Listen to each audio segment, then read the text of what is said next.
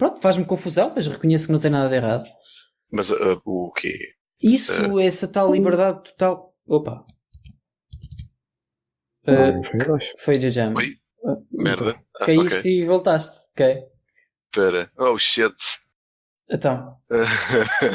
Acho que não vais gostar deste. O que é que se passou? Espera, what the fuck? Bom. Então. O Sound Recorder está-se a queixar de que não tem espaço no disco.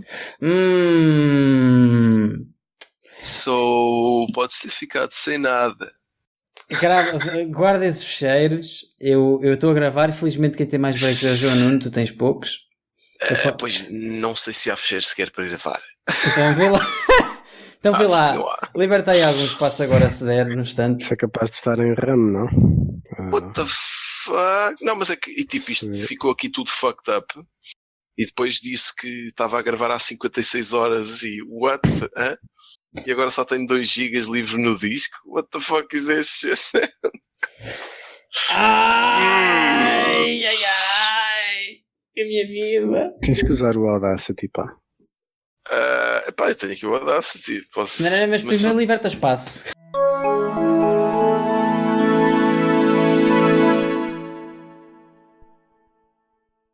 Que é a questão dos estudantes. Que tipo, nós acabámos de gravar há 2 semanas. E depois fui ver a notícia dos estudantes portugueses que foram expulsos lá dos hotéis em Espanha, certo? Vocês estão a par? Ou não? Certo. E já viram aqueles vídeos? Foste tu quem mandou, não foste? Já aquele vídeo dos tipos que estão para lá e estão-lhes a mostrar as coisas, a dizer que não fizeram nada, não é? Uhum. E eu gosto mais é deste aqui, que eu vos vou passar. Que é basicamente, não, isto, coisas perfeitamente normais, paredes riscadas, coisas partidas, coisas normais. Isto é, toda a gente sabe que quando os estudantes saem, as pessoas têm de estar à espera disto, quer dizer, perfeitamente normal. Não é? Sim. Perfeitamente normal. Isto é normal, já deviam estar à espera. Isso é basicamente a ideia com que fico de todos os envolvidos, tanto alunos como pais e coisas assim. Para além da clássica por parte dos pais, bom, isto no fundo já se devia estar à espera porque é uma viagem de finalistas. However, quero aqui realçar que o meu filho não tem nada a ver com o assunto. O meu filho é bem comportado. São os outros, apesar de ser normal. Mas é normal, ok? Eu também costumo ir a um hotel e as pessoas estão sempre a riscar as paredes e tipo a parti-las, que é o que dizem aí nesse vídeo se tu avisas, os alunos partiram uma parede, mas foram só 4, atenção. Sim. Depois há uma que pergunta, então mas e acham que isso são excessos, certo? Não são excessos. Beatas no chão, paredes, isto não são excessos. Perfeitamente normal. O quê? Okay. Mas que tipo de educação é que estas pessoas tiveram, pá? Estava aqui a ver o vídeo. E então, qual é a tua opinião sobre esse vídeo? Não, beatas no chão, copos partidos em cima das mesas. Não, nada de... Tudo perfeitamente normal. Nada de exageros. Não, nada de exageros. Tudo perfeitamente normal. Isso fez-me lembrar um pouco uma conversa que uma vez tive acerca devia ser do cortejo, que normalmente é que levam os tais carrinhos de compras do continente. Exato.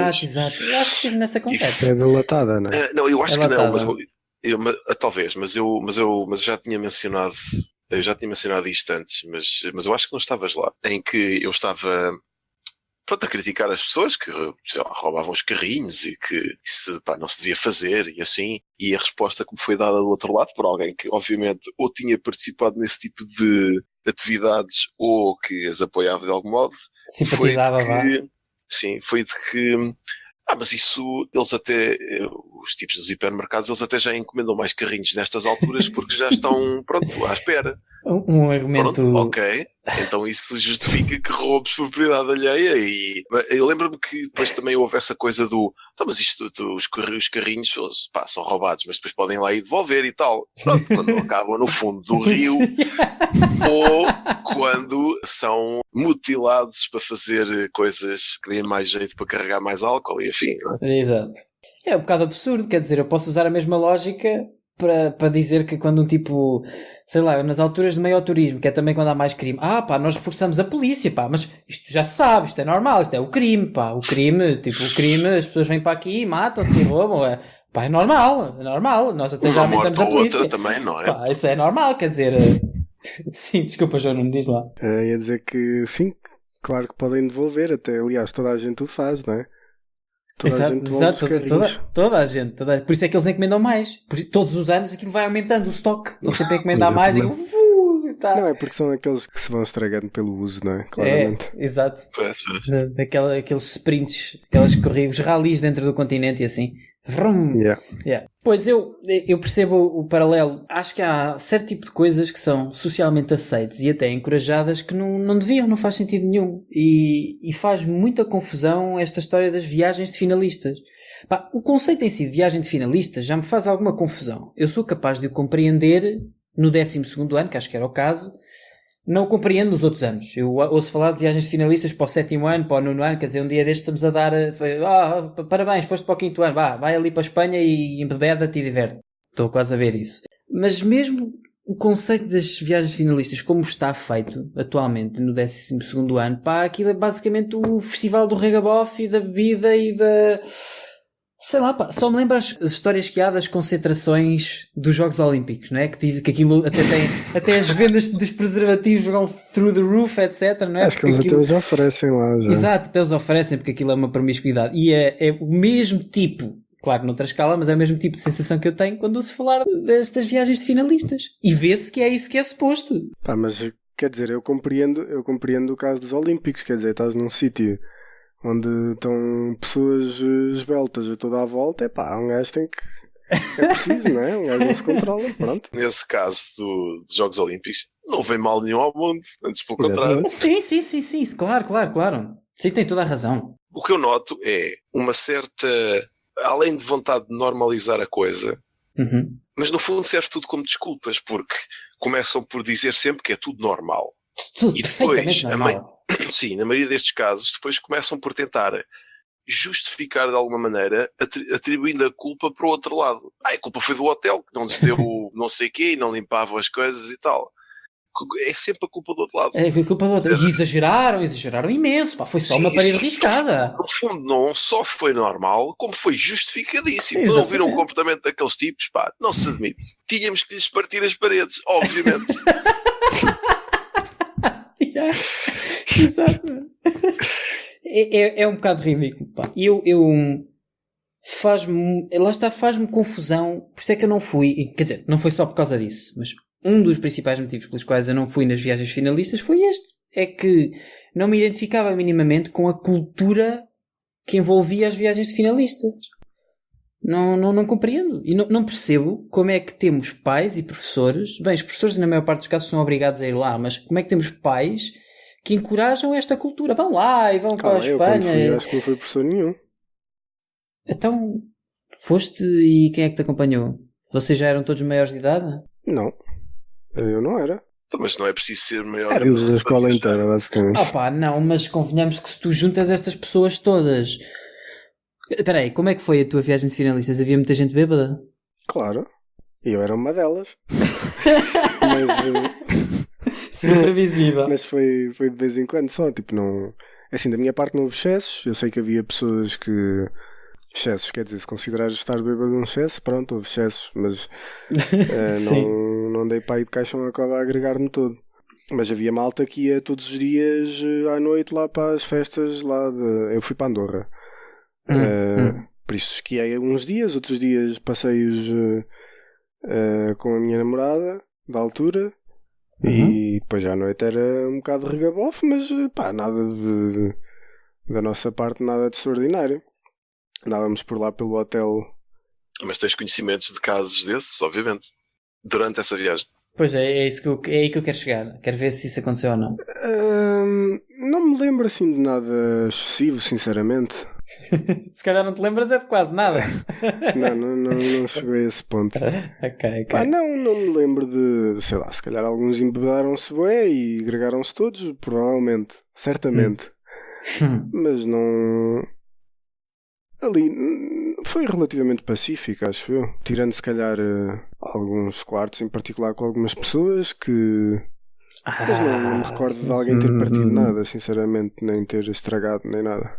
Mas recordas-te do quê nesses quartos? Paredes riscadas? Não. Era mais tipo pessoas estarem lá a fumar cenas torto e a direito e assim, mas acho que ninguém partiu nada. Mas pronto, a minha viagem de finalistas foi a Andorra. Ok. Ou seja, não é propriamente esses sítios tipo Ibizas e onde lá que eles vão, que basicamente o que aquilo tem é a noite. E quantos é que iam? Era a escola toda, sei lá, a malta toda do 12º ano, E com caralho. basicamente. Então, mas qual é... Também não percebo a tua reação a viagens finalistas, quer dizer, qual é o... Porque a ideia que eu tenho é um pouco esta disto a que nós assistimos. Tipo, todos os anos nós ouvimos falar dos tipos que foram para essas viagens, saltaram para as piscinas, os tipos que morrem, os tipos que caem. Tipo, eu estou sempre a ouvir estas histórias, gente embebeda-se, gente dá cabo da vida nessas viagens. Às vezes não dão cabo de vida nenhuma, mas tipo, vão para lá fazer estas figuras tristes. Faz-me confusão. Tipo, parece-me que é um bocado uma zona sem regras e em que dizemos, não, são miúdos. Mas não são miúdos para irem sozinhos, mas são miúdos para fazerem porcaria. E faz-me espécie. Sinto. A ideia com que eu fico é que se deveria dar mais atenção a essas pessoas, porque acho que é uma má influência e uma má lição de vida deixá-los andar por aí sozinhos a fazer essas coisas, porque na maior parte dos casos que eu conheço, que pode ser um conjunto de pessoas muito limitado, não estavam preparados para fazer isso. Não eram pessoas responsáveis. E, no entanto, deram-nos a responsabilidade de andarem por aí às vezes sozinhos. Mas aí o problema não é da viagem. Exatamente. Aí o problema não é da viagem de finalistas, é dos pais.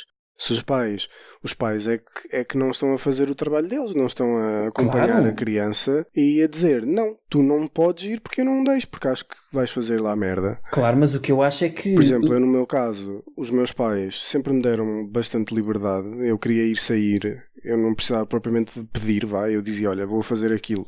Uhum. E pronto, e ia. E quando cheguei lá não fui fazer excessos. Eu acho que é um bocado... Estas coisas funcionam ao contrário, no meu entender. Muitas vezes os pais têm aquela imagem que os filhos são perfeitinhos, não, o quê? O meu filho beber? Não. Porque na vida, bebe só um bocadinho aqui e ali, só para provar, de certeza. Sim. E demitem-se do papel de acompanhar o crescimento dos filhos e impõem restrições que depois, quando os pais não estão à frente deles, os filhos obviamente que vão quebrar essas restrições todas. E quando passam muito tempo com essas restrições todas e não podes fazer isto e não podes fazer aquilo e há sempre aquela imagem de o meu filho é perfeito e sentem essa pressão, quando se sentem libertados delas, obviamente que vão ao excesso. Porque não estão habituados, porque não estão preparados, porque sentem necessidade de fazer essa exploração. Portanto, para mim, o problema não é as viagens finalistas, são os pais, é a educação. Mas não será que a forma como as viagens finalistas são encaradas na sociedade de hoje em dia, de certo modo, motiva que os pais sejam mais assim? Está instaurado que isto é normal, então é perfeitamente normal que o meu filho vá fazer isto. Estás a perceber? Eu acho que ninguém normaliza que os filhos vão e partam cenas. Agora, toda a gente sabe claramente que os filhos vão para lá e que é o regabof. Então, se toda a gente sabe isso, porquê é que nós permitimos que isto exista? Existe o regabof e existe excessos. Regabof para mim não tem mal nenhum. Qual é que é o mal de um miúdo de 17 ou 18 anos ir para ali e passar uns dias a embebedar-se? Para mim não tem mal nenhum, desde que não haja excessos, desde que o miúdo saiba estar dentro dos limites do que é aceitável, como é não beber até segregar todo, não... E mesmo aí, pronto, é ele que segrega, desde que não vá parar ao hospital. Não é a minha vida, ele é que sabe. Agora, quando começam a partir coisas e assim, isso aí já é extremo para mim. Agora, também não acho que se deva viver numa sociedade de puritanos em que ninguém pode beber, nem nada, e vão para ali, vão beber e vão fazer coisas que nós não permitimos. Acho que isso também é contraprodutivo. Não será que um sítio onde tu basicamente tens o clima só de bebedeira e de regabof faz com que certas pessoas sejam muito mais propícias a descontrolarem-se?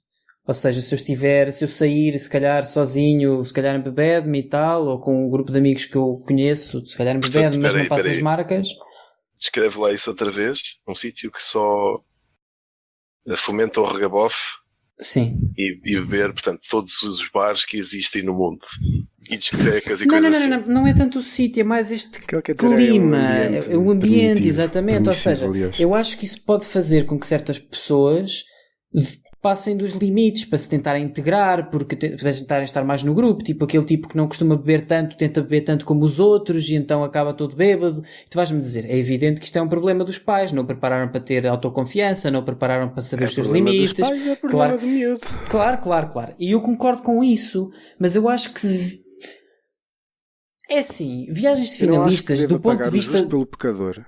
Claro, Basicamente. viagens de finalista bem feitas, ok, tudo bem, com as pessoas que estivessem lá com moderação, tudo bem. O problema é que eu acho que elas são muito um veículo hoje em dia e faz-me... Ou seja, o que é que eu acho? Eu acho que se tu apagasses as viagens de finalistas, se calhar havia pessoas que iam tirar bom partido delas e que o que era mau, pronto, mas acho que no agregado, se calhar tu fazias mais bem do que em deixá-las continuar, estás a perceber? Porque a ideia com que eu fico é que, mas posso estar errado, é que a maior parte das coisas que acontecem são más. A maior parte das viagens tem estes excessos. Mas porquê é que esses excessos são assim tão negativos? Ou seja, obviamente que a partir do momento em que partem coisas e pessoas morrem, pá, obviamente. Mas isso acontece todos os anos, na queima, por exemplo. E eu tenho exatamente o mesmo tipo de argumento para a queima, Pronto. como tu sabes. Eu não quero normalizar isso, entenda-se. Acho que isso é mau, não se deve fazer, deve-se punir as pessoas que fazem isso, obviamente. Uhum. Agora, não acho que pelo facto de haver em 20 mil pessoas que vão para lá, ou mais, nem sei, 100 mil, já nem sei quantas é que eram, mas é uma carrada enorme de crianças que vão para lá, Uhum. jovens adultos, aliás, que, epá, se calhar metade deles embebedam-se todos e agregam-se todos. Porquê que isso é assim tão negativo? Isso Porquê em que si isso é não necessariamente mau? Isso em si não é, mas isso para mim não está tanto na categoria dos excessos.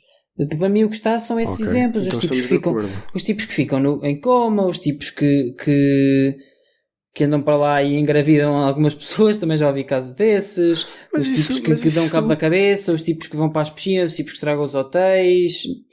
Mas isso, no meu entender, isso não acontece ali, acontece no outro lado. Isso são as pessoas em si, opá, que tiveram uma má educação ou que tiveram algum problema na vida e aquilo é a forma delas de se rebelar ou de...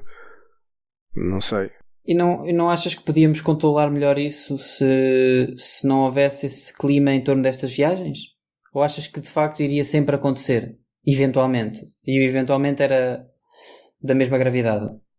Opá, não sei se seria da mesma gravidade ou não é? Acho que isso mereceria um estudo científico. Mas, não sei, a minha sensação é que, ok, esses miúdos então já não vão, já não acontece isso. Mas quantas vezes é que eu não via colegas meus nessa altura a acontecer-lhes praticamente o mesmo, a andarem por aí, agregarem-se todos e partirem coisas, só que aqui passavam impunes porque ninguém dava conta, ou porque não estavam longe, ou porque não estavam num hotel, ou porque tinham um amigo que tratava deles e os deixava ficar em casa deles, Ok. coisas desse género. Mas imagina um miúdo que está de forma geral controlado pelos pais e que portanto não lhe vai acontecer isso de forma geral porque ele não vai andar a sair à noite à maluca, ok? E vai amadurecer até à altura em que vai poder sair à noite com cabeça. Mas, como vem a viagem de finalistas, os pais dizem, não, tu podes ir, porque é normal ir-se e tal, não te embedes é muito, mas vai lá, porque o normal é os alunos irem todos nas viagens de finalistas, blá, blá, blá, blá, blá. E o miúdo vai e faz essas coisas.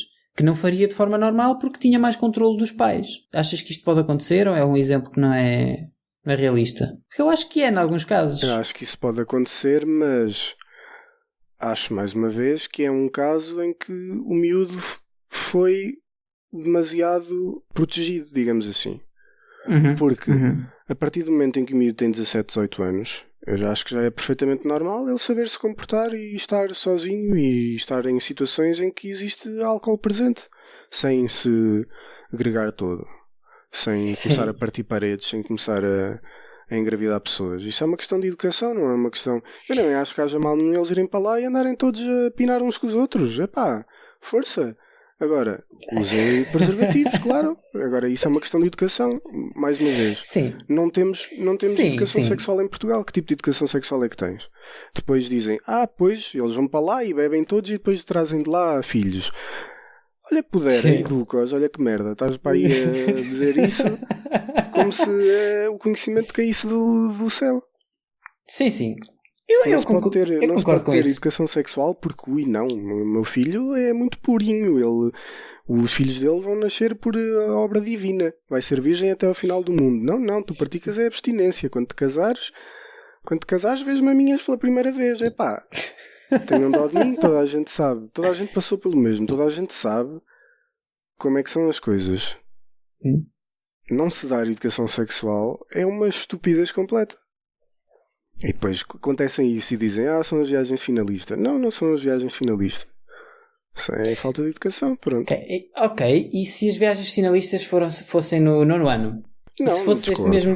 É que este clima existe também no 9º ano. Eu vi exatamente o mesmo tipo de coisas para o 9º ano. Que aí às parva e acho que as crianças não têm maturidade para isso. Eu também acho. Acho perfeitamente isso. E se tu disseste 17, 18 anos, sim, concordo. É uma boa idade. É uma idade em que as pessoas já não devem estar propriamente sob rédeas muito pesadas dos pais. Devem começar a ter a sua independência. Até lá, não acho. Acho que devem estar bastante controlados, porque ainda não têm maturidade. Mesmo muitas pessoas aos 18 ainda não a têm. É um facto. Claro que não. Mas até lá, definitivamente, que não devem andar para aí a sair à noite, como eu vejo muita gente, muitas vezes. Eu a partir dos 15, 16 anos... 15, 16 anos para mim é muito cedo. Não, eu acho que 16 anos é... Eu acho que é muito raro encontrares alguém já com boa maturidade aí. Sim, mas a questão é... Eu não acho que com essa idade devam poder ir para viagens de finalistas. Sim, não. Mas acho que não há problema nenhum em sair. Agora não é os pais dizerem, olha, vais sair e vá, tchau. Sim, claro. Quando for para ir, ou vem táxi para casa, ou quando quiseres ir para casa, ou quer que seja. Não, sim, exato. As coisas têm que ser progressivas, não é? Exatamente. Eu quando comecei a sair, não ficava até às 6 da manhã, ou 4 da manhã, ou quer que seja, saía e ficava até à 1, até às 2, pronto. Sim, tinhas as coisas pré-acordadas normalmente, exatamente. Exatamente, as coisas eram, ok, eu quero ir fazer isto, está bem, vais, mas ficas até àquela hora, ok, pronto. Eu sabia que àquela hora tinha que voltar e que se me embedasse todo ia levar-me as orelhas, porque a essa hora estariam os meus pais comigo, pronto. Claro. Portanto, é uma questão de uma pessoa ir tendo contacto com as coisas de uma forma regrada e vai-se progressivamente retirando essas regras, dando-se mais liberdade, porque se assume que à medida que as pessoas vão tendo experiência nessas situações, vão sabendo lidar com elas melhor. E acho que só assim é que se chega lá, não é proibindo tudo e depois de repente aos 17 e 18 agora podes. Porque aí sim. Aí vai correr mal. Claro, concordo. E a tua opinião, Jam? Fiquei sem perceber totalmente qual ela é. Epá, realmente viagens de finalistas abaixo de 12º, coisas desse género, aí acho um pouco menos produtivo, vamos dizer. De resto, acho que são coisas... As viagens em si, ou o conceito de viagens de finalista é uma coisa normal. Quer dizer, no fundo, poderia-se fazer mais como quando há derbys de futebol, e que são jogos de risco e coisas assim, porque é assim, não querendo ir para o lado do normalizar a coisa, é normal que hajam excessos, porque estás a falar de putos que vão para um sítio longe, sem supervisão parental dos encarregados de educação, então é normal que esses excessos aconteçam com maior frequência. Também poderias, lá está, ter maior segurança, mas é claro que isso também não vai resolver tudo e pode reprimir imenso. Até. Talvez, mas depende muito no fundo da educação, quer dizer, mas por exemplo, o que te causa mais espécie a ti é o facto de estares a permitir a gente muito jovem vá ter a rédea solta para fazer o que lhes apetece, ou é a parte do causar estragos a terceiros, ou é um pouco, que é que te... É um pouco tudo, mas confesso que me faz alguma confusão Porque é um pouco isso que tu disseste agora. Eu tenho a ideia de que há um certo controlo e que de repente abrem os portões e vão todos aqui para o corral. Uhul! Blá, blá, blá. Estão a ver a cena no Pinóquio, que são a cena no Pinóquio em que eles estão todos lá na terra das... Não me lembro de qual é que é a terra, mas os gajos andam lá, todos a jogar snooker, todos a fumar e tudo não sei o quê. É um regabof mesmo. Dá a ideia de que é um salto muito rápido. De repente são todos livres. Uhul! Vão todos pinar. Pão, pão, pão, pão, pão. A ideia que eu tenho é que não há uma transição e o normal é que não haja transição. Lembra-me um pouco aquela história do, bem, tu hoje vais perder a virgindade. Eu comprei ali uma prostituta, pá, portanto tu hoje vais ali, já está, pronto. Problema resolvido. You're a man now. Go on, assim, live your life. Eu até consigo compreender isso do ponto de vista de turmas do nono e etc. Uhum. Mas não diria propriamente que seja uma transição assim tão brusca para o pessoal do 12º. Sim, eu concordo. Acho que a generalidade das pessoas já tem contacto com álcool. Eu era uma pessoa que sempre detestei discotecas, não ia. Quando ia, pá, fartava-me profundamente daquilo. Uhum. Aí não saía assim muito. Portanto, era onde eu queria chegar. E já tinha tido contacto com isso. Aliás, já tinha ido a um festival sozinho, penso eu, também, com os meus amigos. Já tinha apanhado bebedeiras. Pronto, sei lá, não, nada de extraordinário. Nunca me... Acho que, lá está, acho que é uma questão de as coisas irem... As crianças têm que ir sendo apresentadas a esses ambientes com calma. Gradualmente. E se assim for, acho que não há problema. Uhum. Sim, porque quer dizer, conheces alguém que no 12º ou até lá não saísse à noite ou não fizesse algo do género? Quer dizer... Sim. Obviamente há as pessoas mais retraídas, etc. Conheço, e eu próprio saía muito pouco, mesmo muito pouco, e a maior parte das pessoas com quem eu me dava também saíam bastante pouco, eram pessoas muito mais reservadas, e também conhecia quem saísse mais. Eu posso dizer, a minha turma nem sequer participou em viagem nenhuma de finalistas, falou-se um pouco, mas não se fez nada. Havia lá quem fosse de sair bastante, sim, mas a maior parte das pessoas não.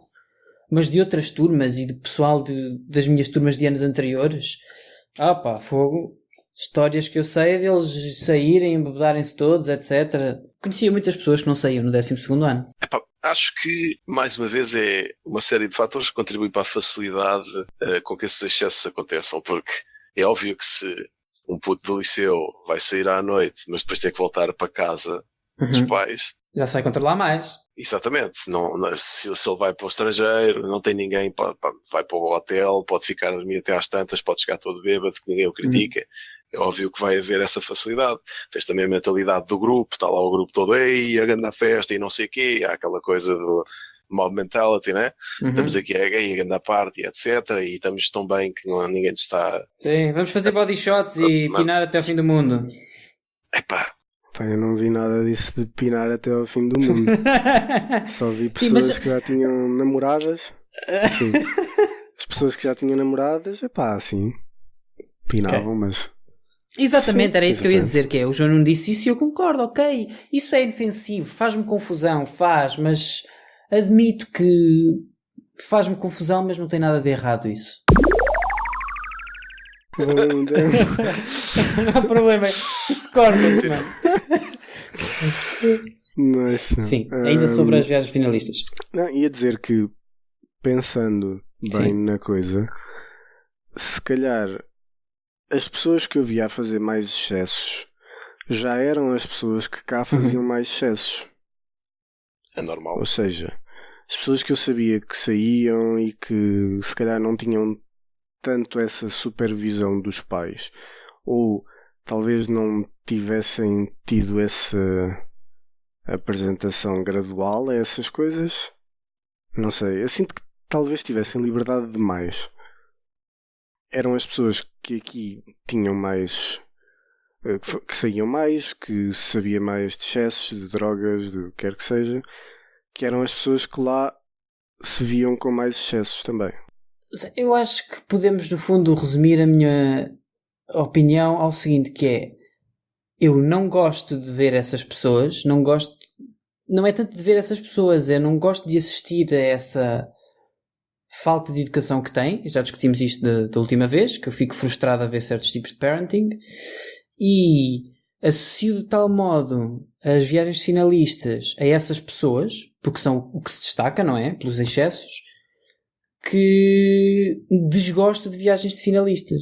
Mas não quer dizer que desgoste por um motivo justo e objetivo e racional. É mesmo por causa disto. É porque eu não gosto de ver pessoas que claramente estão com mau parenting, que estão com esses excessos já fora das viagens finalistas, etc. E um ambiente que, de certo modo, possibilita levar isso ao extremo, incomoda-me. Não estou a dizer nada sobre o ambiente em si, se devemos mudá-lo ou não. Incomoda-me. E depois parece que é um bocado escolhido a dedo. Parece que são escolhidos a dedo as pessoas que são entrevistadas, não é? Porque depois tu vês as entrevistas e são estes tipos que são claramente desse perfil. Não, perfeitamente normal. A parede toda estragada, perfeitamente normal. Não ajuda um bocado, à minha opinião, ver que é isto que passa nos mídias convencionais. Sim, mas até que ponto é que esses tipos são escolhidos a dedo para ir representar? Se calhar é selection bias mesmo, ou seja, os tipos que têm mais à vontade para se ir expor numa situação tão vergonhosa para o país como é esta, são os tipos que já têm confiança suficiente para fazer porcaria. Sim, os que provavelmente também não fizeram nada, também não se vão dar ao trabalho de então vou dar a cara eu agora por isto, quer dizer, não tem nada a ver com o assunto. Exato. Se calhar é mesmo isso, é um selection bias. Não, vou-vos postar aqui uma coisa, vão lê-la, isto é muito curto, está em inglês, vamos dizer se acham que isto é alguma coisa interessante. Ou talvez não. O texto está nas show notes. Podem achar que isso não tem nada interessante, atenção, é uma pergunta genuína. O que é que queres dizer com talk? Talking? É qualquer forma de interação social em que comunicas com ou sem a voz, certo? Acho que naquele contexto era isso, sim. Conversar, sim. Sim, claro, conversar, interagir socialmente, sim. Penso que era isso. A primeira parte é o Into the Wild. Happiness is only real when shared. No meu entender. A segunda... É o nihilismo? Sim, é nihilismo. Não sei se concordo propriamente. Eu acho que as coisas têm a importância que tu lhes quiseres dar e que te fizer sentir bem. Não tem necessariamente uma importância pré-definida, mas não vejo qual é que é, porque ele diz, não há propósito nenhum em estudar a humanidade porque ela vai desaparecer. Tu podes dizer isso de qualquer coisa. Eu discordo. Sim, podes. Sim, podes dizer isso de qualquer coisa. E é um bocado isso que ele quer dizer. Sim, a tese que estava aí na altura era a tese de que não devemos pautar a nossa vida pelo saber, mas sim pelo prazer. Porque já que vai tudo desaparecer, o nosso único objetivo deve ser tirar o máximo de prazer possível da vida. E que isso não vais ter prazer desperdiçando a aprender, socializar estupidamente e a ter medo de agir. Ter medo, o que é que eu vou fazer? Será que vão pensar? Será que ela vai aceitar o meu convite? Será que não vai? Etc. Mas tens quando aceita. É o não se preocupar com nada. Não se preocupar demasiadamente com as consequências das coisas. E em vez de ter medo, por exemplo, de desistir de uma tese, simplesmente fazê-lo. Porque não vai acontecer nada de muito negativo. Não devemos preocupar-nos demasiado com as consequências das nossas ações. Não devemos racionalizar em demasia tudo o que fazemos. Não devemos ter medo de libertar o que há em nós. Mas obviamente que isso tem os seus limites, certo? Não é não vou ter medo de me atirar agora do prédio, porque isto também quer dizer... É obviamente para coisas que caso não sejam bem sucedidas, também não haja assim repercussões por aí além. Sim. Eu não gosto muito ali do Zé, vou matá-lo. Sim. Não tem grande isto era mais a um nível de confiança, da tal questão. Eu percebo.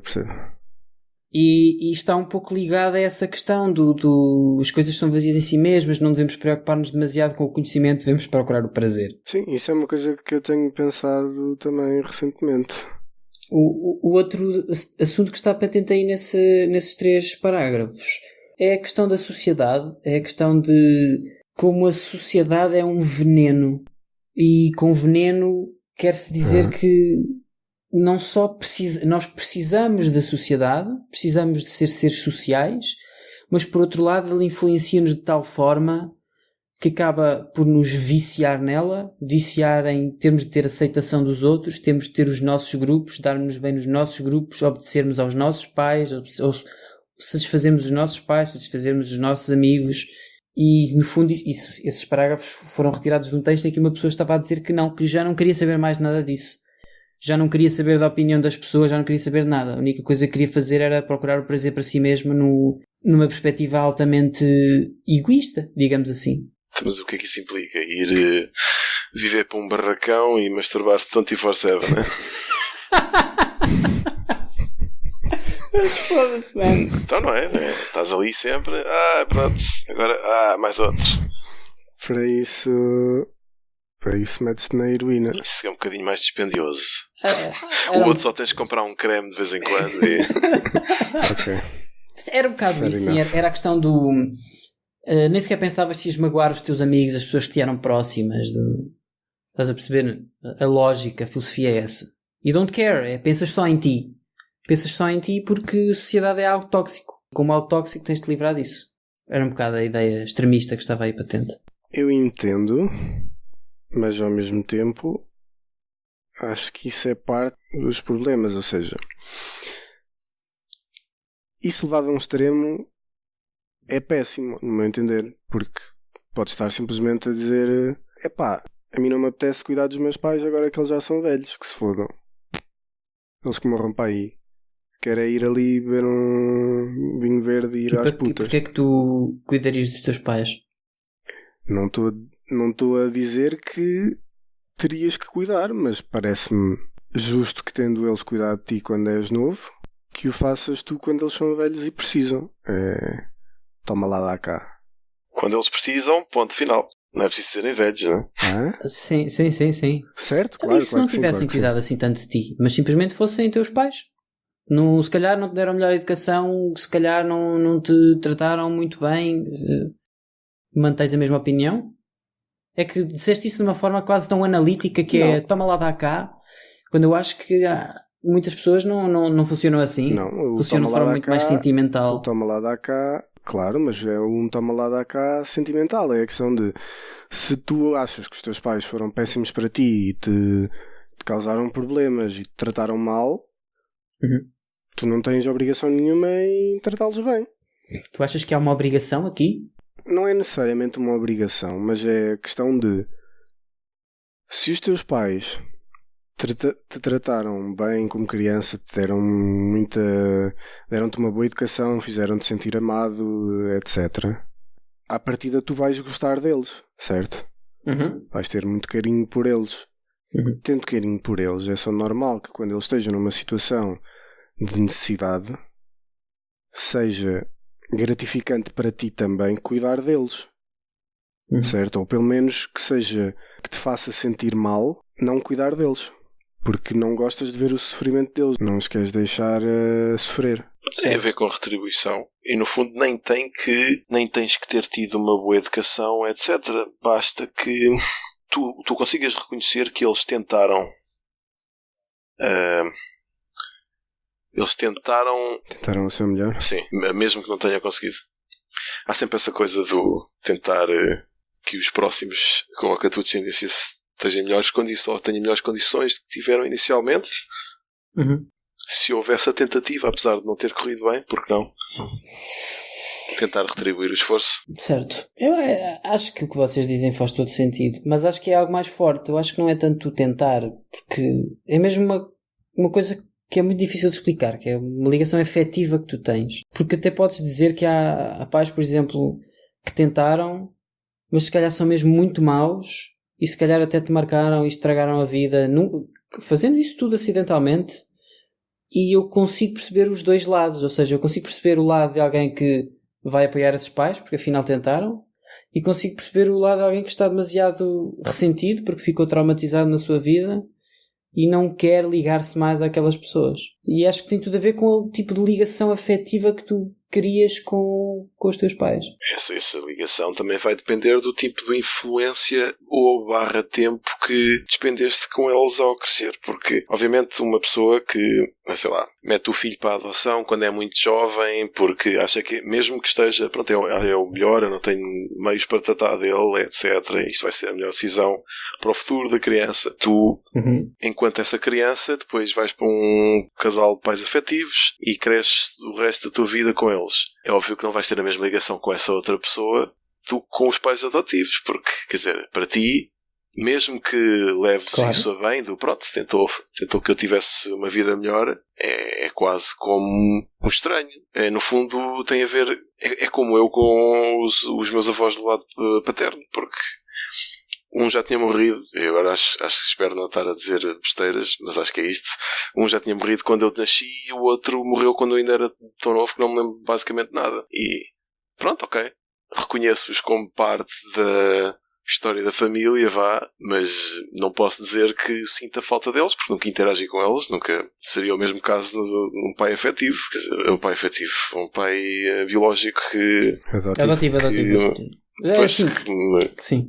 Doou, Sim. Portanto, quer dizer, isso é tudo parte do... Mesmo assim são coisas biológicas, quer dizer, mesmo nos animais, alguns, não todos, mas a coisa de ficares a proteger o núcleo familiar, ou da mesma maneira podes dizer que essas coisas biológicas te impedem, ou na maior parte dos casos, te impedem de ter... Não é o complexo de Édipo. Há uma coisa qualquer que entre siblings não há aquela coisa sexual, mesmo que sejam de sexos opostos ou whatever. É tipo, rejeitas automaticamente como parceiro se fores criado como irmão. Sim. Isso. Sim. Eu diria que isso... Quer dizer, se bem que aí é um bocadinho... Não sei bem se será biológico, se aí é capaz de ser mais cultural, porque... Acho que é mais cultural, para ser sincero. É capaz, porque havia aquelas coisas das linhagens dos reis e era toda a mesma família e tal, e depois vinha uma doença e espirravam todos ao mesmo tempo, portanto... E eu estou para aqui a falar, já nem sei onde é que eu ia com isto, nem de onde é que comecei, mas... Também não sei. Porque é que sentimos, que acho que é um sentimento de forma geral todos temos, porque é que sentimos que devemos algo aos nossos pais? Mas tu também só estás a dizer isso porque não fazes parte daqueles que se acharam injustiçados ou que rejeitam os teus pais. Só podes dizer que sentes isso porque os teus pais te trataram bem e porque tens carinho por eles, etc. No fundo estás a dar parte da tua resposta à pergunta com isso. Estás a dizer que sentimos isso porque nos apoiaram, etc. Não é? Sim. Ou pessoas que foram criadas pelos avós ou pelos tios, etc. É a mesma coisa. Acho que não tem a ver com o laço biológico nesse caso. E a tua opinião, João Nuno? Não sei muito bem, sinceramente. Quer dizer, eu acho que sim, que tem a ver com esse... Tem a ver com o laço afetivo. Se tu sentes que houve um esforço bem sucedido da parte dos teus pais e essa mostra de carinho, de afeto, de te darem o melhor possível, acho que tu vais sentir que lhes deves muito, porque sentes que foram pessoas que te moldaram para melhor, certo? Da mesma forma que tu podes dizer isso que deves a um amigo que conheces desde a infância, por exemplo, e que sempre foi uma boa influência para ti. Por outro lado, se tu sentes que tens imensos complexos e problemas que derivam do teu ambiente familiar, podes, de certa forma, nem sentir essa obrigação, mas um certo ressentimento. Certo? E sentes-te injustiçado e sentes que não... Por exemplo, que não deves nada, que não queres estar, que sentes que existe uma certa obrigação social da parte deles para estares presente e para fazer certas coisas e tu não queres estar. E até possivelmente as pessoas ficarem incomodadas e socialmente isso é mal visto quando os filhos não querem estar com os pais. Há sempre um bocado essa tal questão de eles deram-te a vida, deram-te tudo, mas por outro lado eu não pedi para nascer também, não é? Sim, nem eu nem ninguém. Isso é Portanto, um pouco como aquele argumento que às vezes as pessoas mais idosas dizem do venham-nos visitar, nunca ninguém nos vem visitar, precisamos que nos venham visitar. E eu compreendo porque dizerem isso, mas às vezes sinto como se estivessem a pedir isso quase sem o direito de o fazer. Ou seja, eu percebo porque é que o dizem.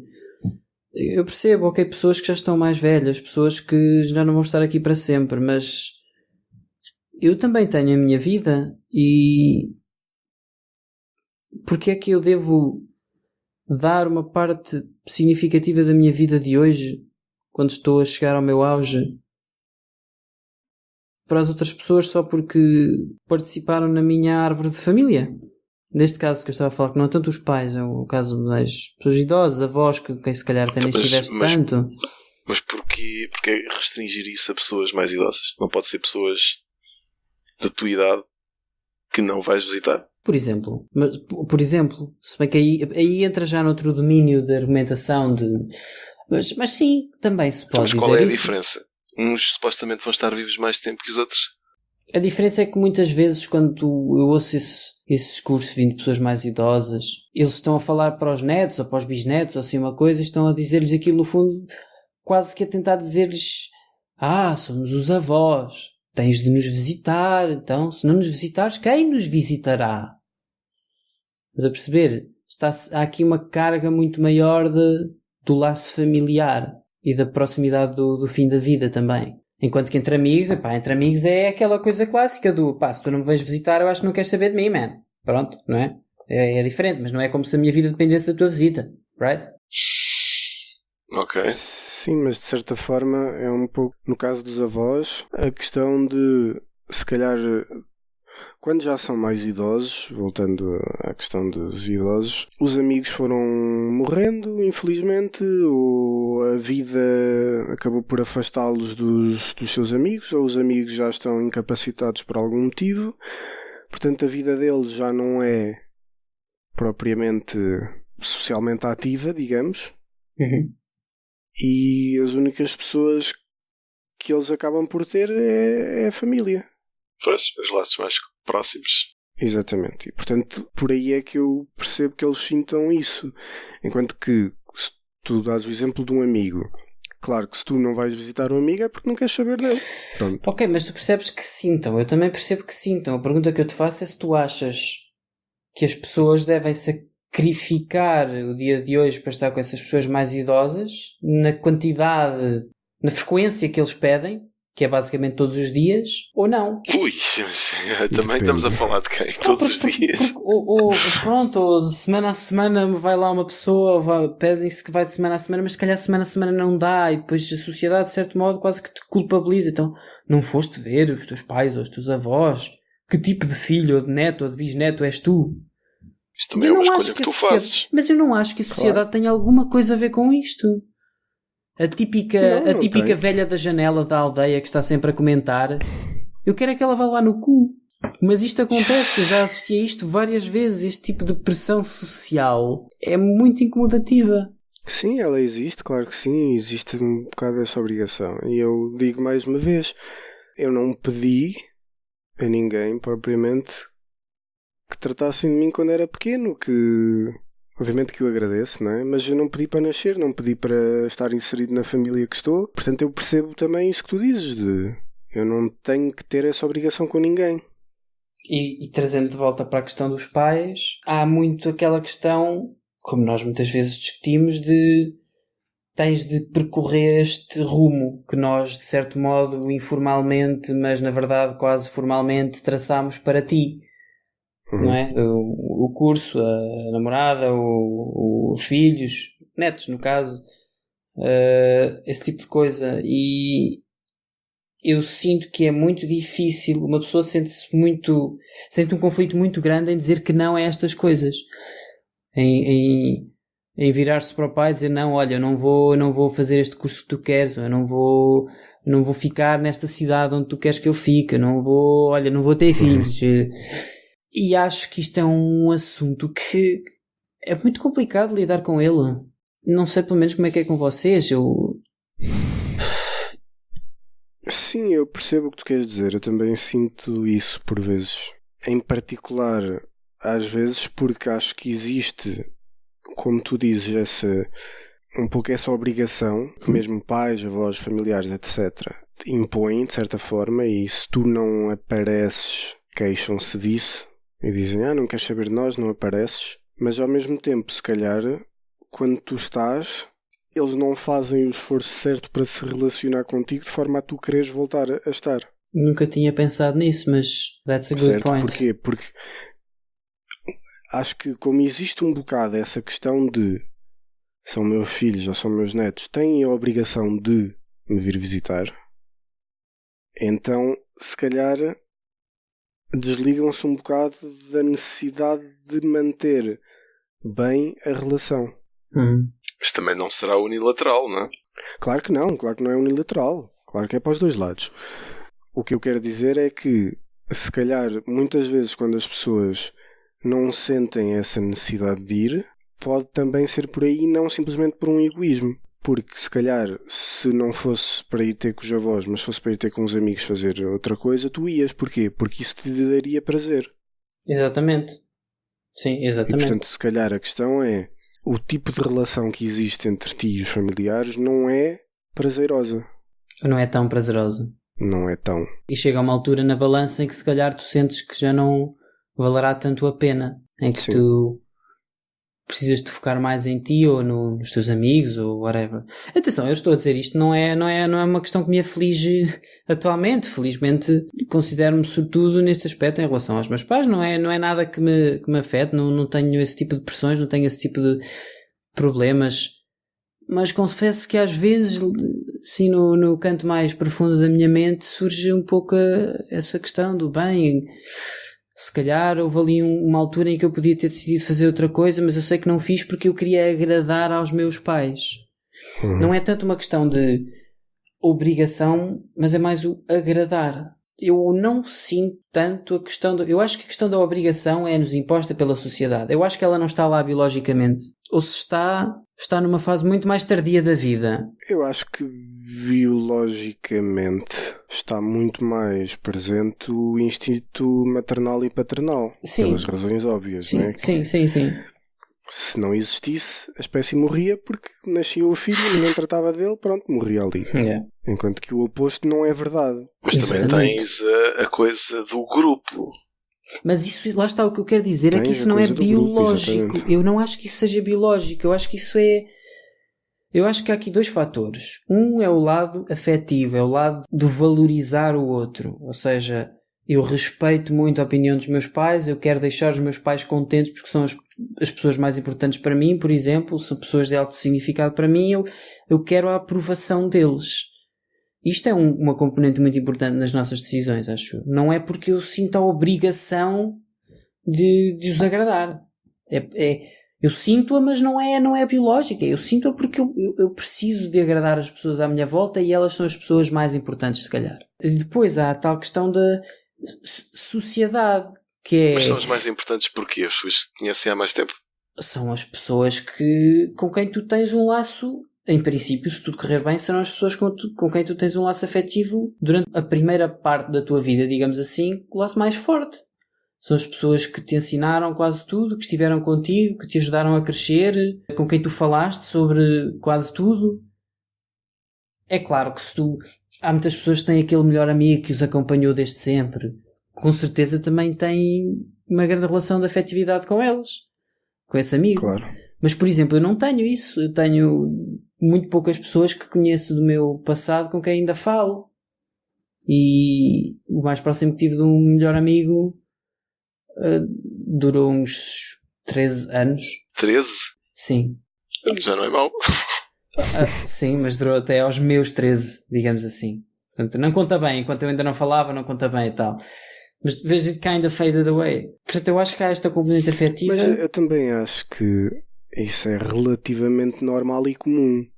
Porquê? Porque quando as pessoas são novas, nós em criança somos um bocado amorfos, por assim dizer, não é? As crianças gostam todas um bocado do mesmo e pronto. A partir do momento em que tu falas com uma criança e ela te responde, pronto, é teu amigo. Sim. Existe um bocado isso no início, pelo menos quando és muito novo. Sim, acho que sim. Não tinha pensado bem nisso, mas é verdade. E portanto, a certa altura, tu começas a crescer, começas a formar a tua identidade, que pode ser bastante dispar da pessoa que era tua grande amigo. E se estás a ir dar um bocado àquele poema que eu lá postei, que é... É possível. Eu posso-te ler se quiseres, que vais ver que é a mesma coisa. Eu li, mas já não me recordo. Então deixa ver se eu consigo ler. Porque tem muito a ver com isto.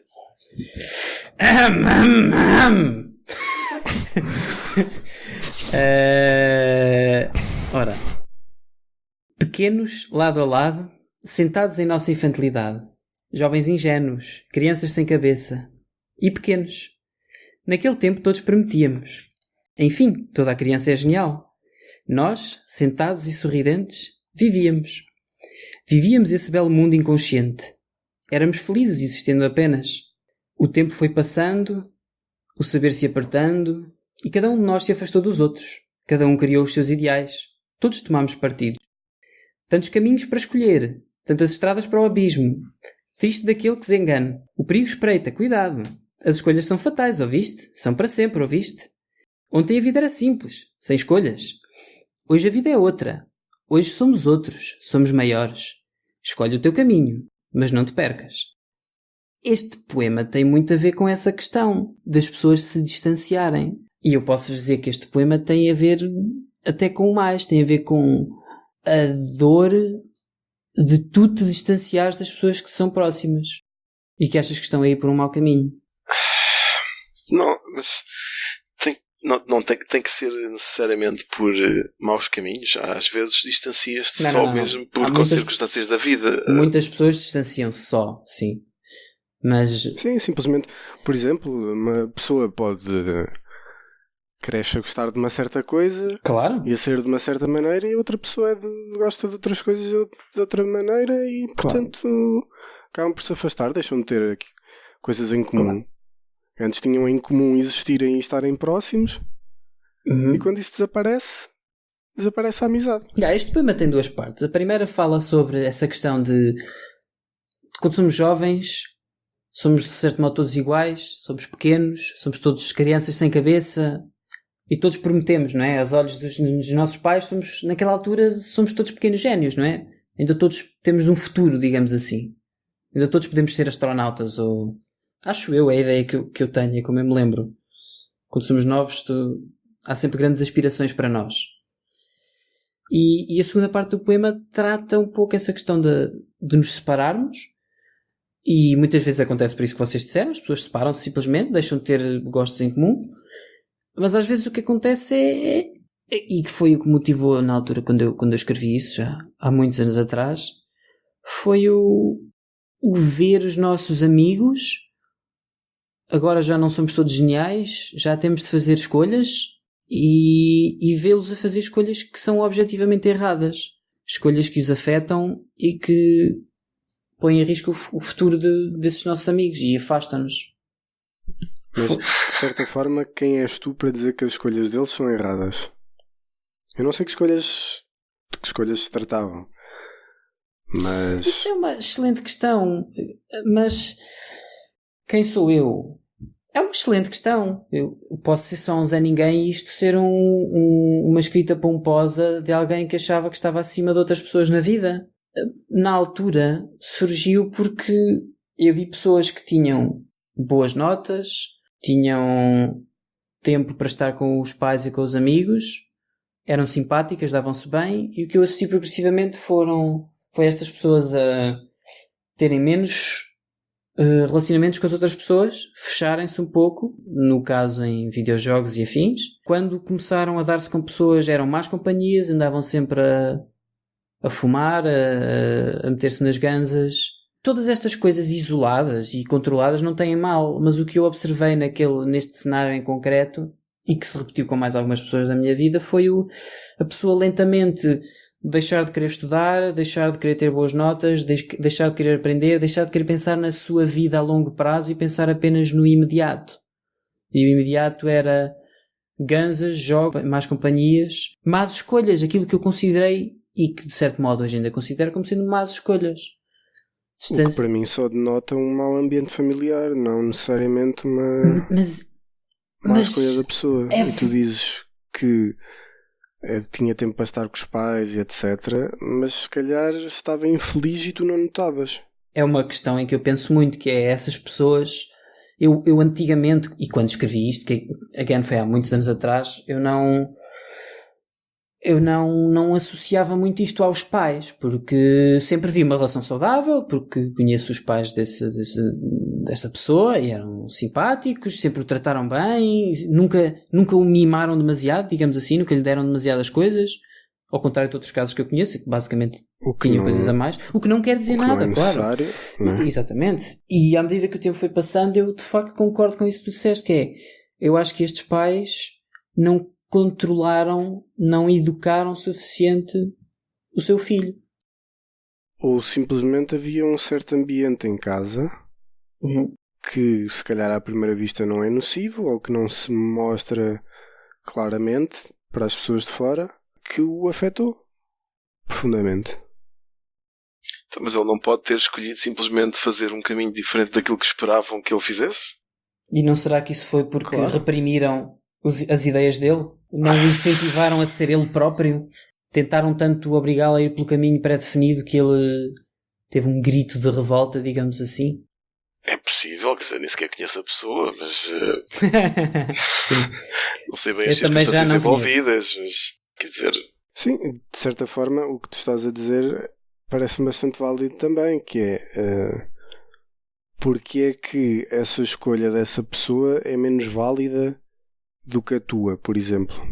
Pois, só porque é diferente e uma que tu consideras uma má escolha tem necessariamente de ter sido feita por causa de situações menos boas? Não pode ter sido simplesmente porque não, mas afinal é mesmo assim que eu quero ser e pronto. Estou melhor assim e que se lixa o outro modo de vida que as pessoas querem que eu tenha e ele vê as tuas como más escolhas e as deles é que são as acertadas. Tu podes dizer isso e eu não tenho grande argumento para te dar. Eu posso dizer, opá, esta pessoa uma vez estava com a namorada num jantar em casa dos pais dela e estava tão drogado que não dizia coisa com coisa. E tu vais dizer, isso é mau. Isso é mau. E eu dou-te o mesmo argumento que tu me deste, que é mau, ok, foi uma escolha dessa pessoa, mau para ela nesse momento, mas se calhar no resto da vida vai ser feliz. Se calhar ela é feliz não tendo um emprego de não sei quantos mil euros, se calhar ela é feliz não tendo um canudo, se calhar é feliz sendo um tipo que de vez em quando toma umas ganzas e não tem uma relação estável, mas se sustenta simplesmente. Se calhar é feliz assim. Toma umas ganzas. Umas ganzas. Já agora só mesmo a propósito, porque acho que isto tem mesmo tudo a ver. Deixa eu ver. Fumar aqui, toma um chá. Vou colocar nas show notes o vídeo chamado Making Friends in Your 30s. Mas é um pouco isso, quer dizer, eu já senti muitas vezes essa coisa do man, este tipo até parece um tipo bacana e não sei o que, pá, mas não me apetece, meu. Isso já me aconteceu. E de vez em quando, ou melhor, houve uma coisa chata que me aconteceu quando estava na Finlândia, que era, eu tinha um grupo de amigos aqui e um grupo de amigos lá, e havia certas pessoas em ambos os grupos, pá, gostava mesmo, sim senhor, gostava mesmo de estar com essas pessoas, e era complicado, porque o que tu gostarias era de ter essas pessoas todas reunidas no mesmo sítio. Aí era só a distância geográfica, porque, ou melhor, não era só, porque se tu pensasses, a distância geográfica era, gostava de levar estas pessoas lá para Portugal, ou aquelas de Portugal para a Finlândia, vice-versa. Mas mesmo que isso acontecesse, muito provavelmente essas pessoas também não se identificariam, porque eram grupos bastante separados, e as pessoas com que eu gostava de mudar em Portugal, e ainda gosto, etc., se calhar não se iriam integrar no grupo das outras pessoas com quem eu me dava bem lá. Percebo perfeitamente isso. E isso é mesmo muito infeliz. É verdade. Mas é preciso as pessoas integrarem-se? Não podes ter dois grupos separados? O esforço mental de ter dois grupos é tanto, man. É tão não grande. Sei, eu lembro-me um bocado disso em relação a este vídeo, porque é um pouco a coisa do... Há ali uma pessoa que é bacana, sim senhor, mas escolhes não... É difícil. Eu acho isso muito difícil. Eu não sei, porque para mim continua a ser tudo o grupo dos meus amigos. e tê-los assim separado é um bocado contra a natura, I guess. Mas suponho que nem toda a gente se pode dar bem. Tu podes estar, e isso acontecia também quando eras mais novo, que era tipo, davas-te bem com uma pessoa que ela própria não se dava bem com um dos teus amigos, então, quer dizer, obviamente não podes estar com os todos ao mesmo tempo.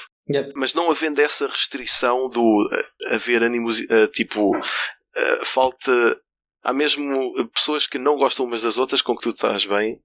Não, são pessoas que nem sequer se conhecem ou não partilham os interesses. Pá. Não consigo lidar muito bem com isso, sinceramente. Porque o que eu gostava era que toda a gente se desse bem e tal e coisa, mas infelizmente isso não é possível.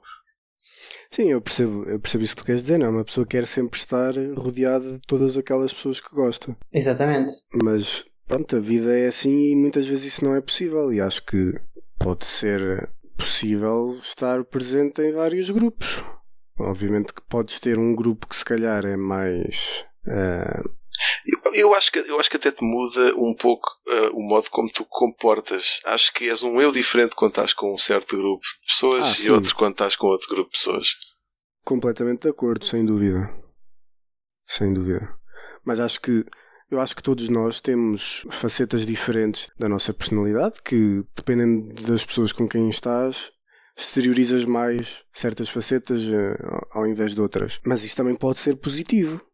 Porque imagina que se calhar tu com o nosso grupo de amigos és desta forma e se calhar há uma parte da tua personalidade que tu não mostras porque sentes que não é adequada ou que as pessoas não te iriam entender e que se calhar com outro grupo de amigos exteriorizas mais essa e não esta que exteriorizas connosco porque sentes que eles não iriam entender essa.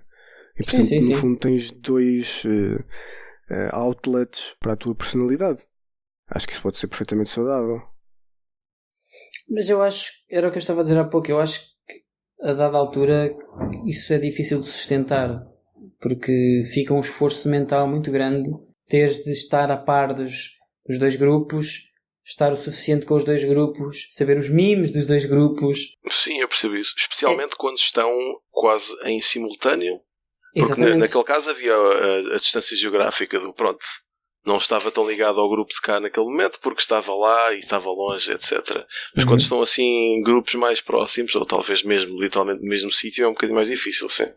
Sim, eu acho que é muito complicado. Acho que inevitavelmente há um que sofre, entre aspas, e que vai caindo em relação ao outro. Porque para mim não é sustentável investir o mesmo nos dois. Sim, é possível que tenhas razão. Mas claro que percebo a sensação... Again, se vocês se lembrarem, o nosso grupo de Facebook fundou-se pela minha vontade e a do de juntar grupos. Foi isso que deu o grupo. Foi exatamente isso. Era esse, de certo modo, esse sentimento de pá, eu dou-me com estas pessoas e dou-me com aquelas, eu gostava que elas se dessem todas juntas. Bora criar aqui um grupo e ver o que é que sai desta salada. Pronto. Fair enough. Sim. E apesar disso, nota-se claramente que há pessoas que estão melhor algumas com outras, né? Claro, e grupos que se foram modificando, etc. Já é um outro assunto muito interessante. Dinâmica de grupos, etc. Mas eu estava aqui a pensar, e tu dizes isso de... É difícil gerires essa existência de vários grupos. Mas na verdade... Tu és uma pessoa diferente quando estás com os teus pais, és uma pessoa diferente quando estás só com a tua namorada, és uma pessoa diferente quando estás só com os teus amigos. Portanto, tu já estás a fazer essa gestão. É assim tão mais complicado fazer essa gestão com um quarto grupo, um segundo grupo de amigos? É porque não é a questão do ser diferente, é a tal questão do estar a par, manter a conversa em dia, know the memes, jogas com uns, entre aspas, jogas com outros. Mas isso também existe um pouco com a família e com a namorada. É verdade. Já isso e trabalho e o resto da vida são coisas difíceis de fazer juggle. Claro que sim, sem dúvida. Sim, eu acho que o problema é esse mesmo, é eu ficar com a sensação de que não sei porque é que isso não se aplica em relação à família ou ao tipo de namorada, etc, essas coisas mais próximas, mas acho que a sensação com que eu fico é que há de haver um que vai ficar a sofrer ou a falta de atenção ou vai ficar um bocadinho mais danificado à relação because, não sei, estou a dar mais atenção às outras pessoas, não sei muito bem. Se calhar porque tu já tens de ter uma certa quantidade de várias coisas, de relação com a tua família, relação com a tua namorada, relação com os teus amigos, de saúde, de trabalho. E se calhar não importa tanto a fonte de onde isso vem, em termos dos amigos. E então, pá, se é mais fácil vir de um, porque é aquele com que tu dás melhor, tu começas a não ligar tanto a outro, se calhar. Já encheste a tua barra, já está cheia. Já não compensa estares a investir esforço no outro agora. Mas é que acho que também tem a ver com... Então se for agora, por exemplo, o caso de... Sei lá, vais tirar um curso, né? Tipo agora, eu fui tirar um curso, né? E agora há uma série de ou assuntos ou mesmo piadas ou whatever que no fundo têm um bocado de base com origem no curso. Sei lá, piadas de informático, vá.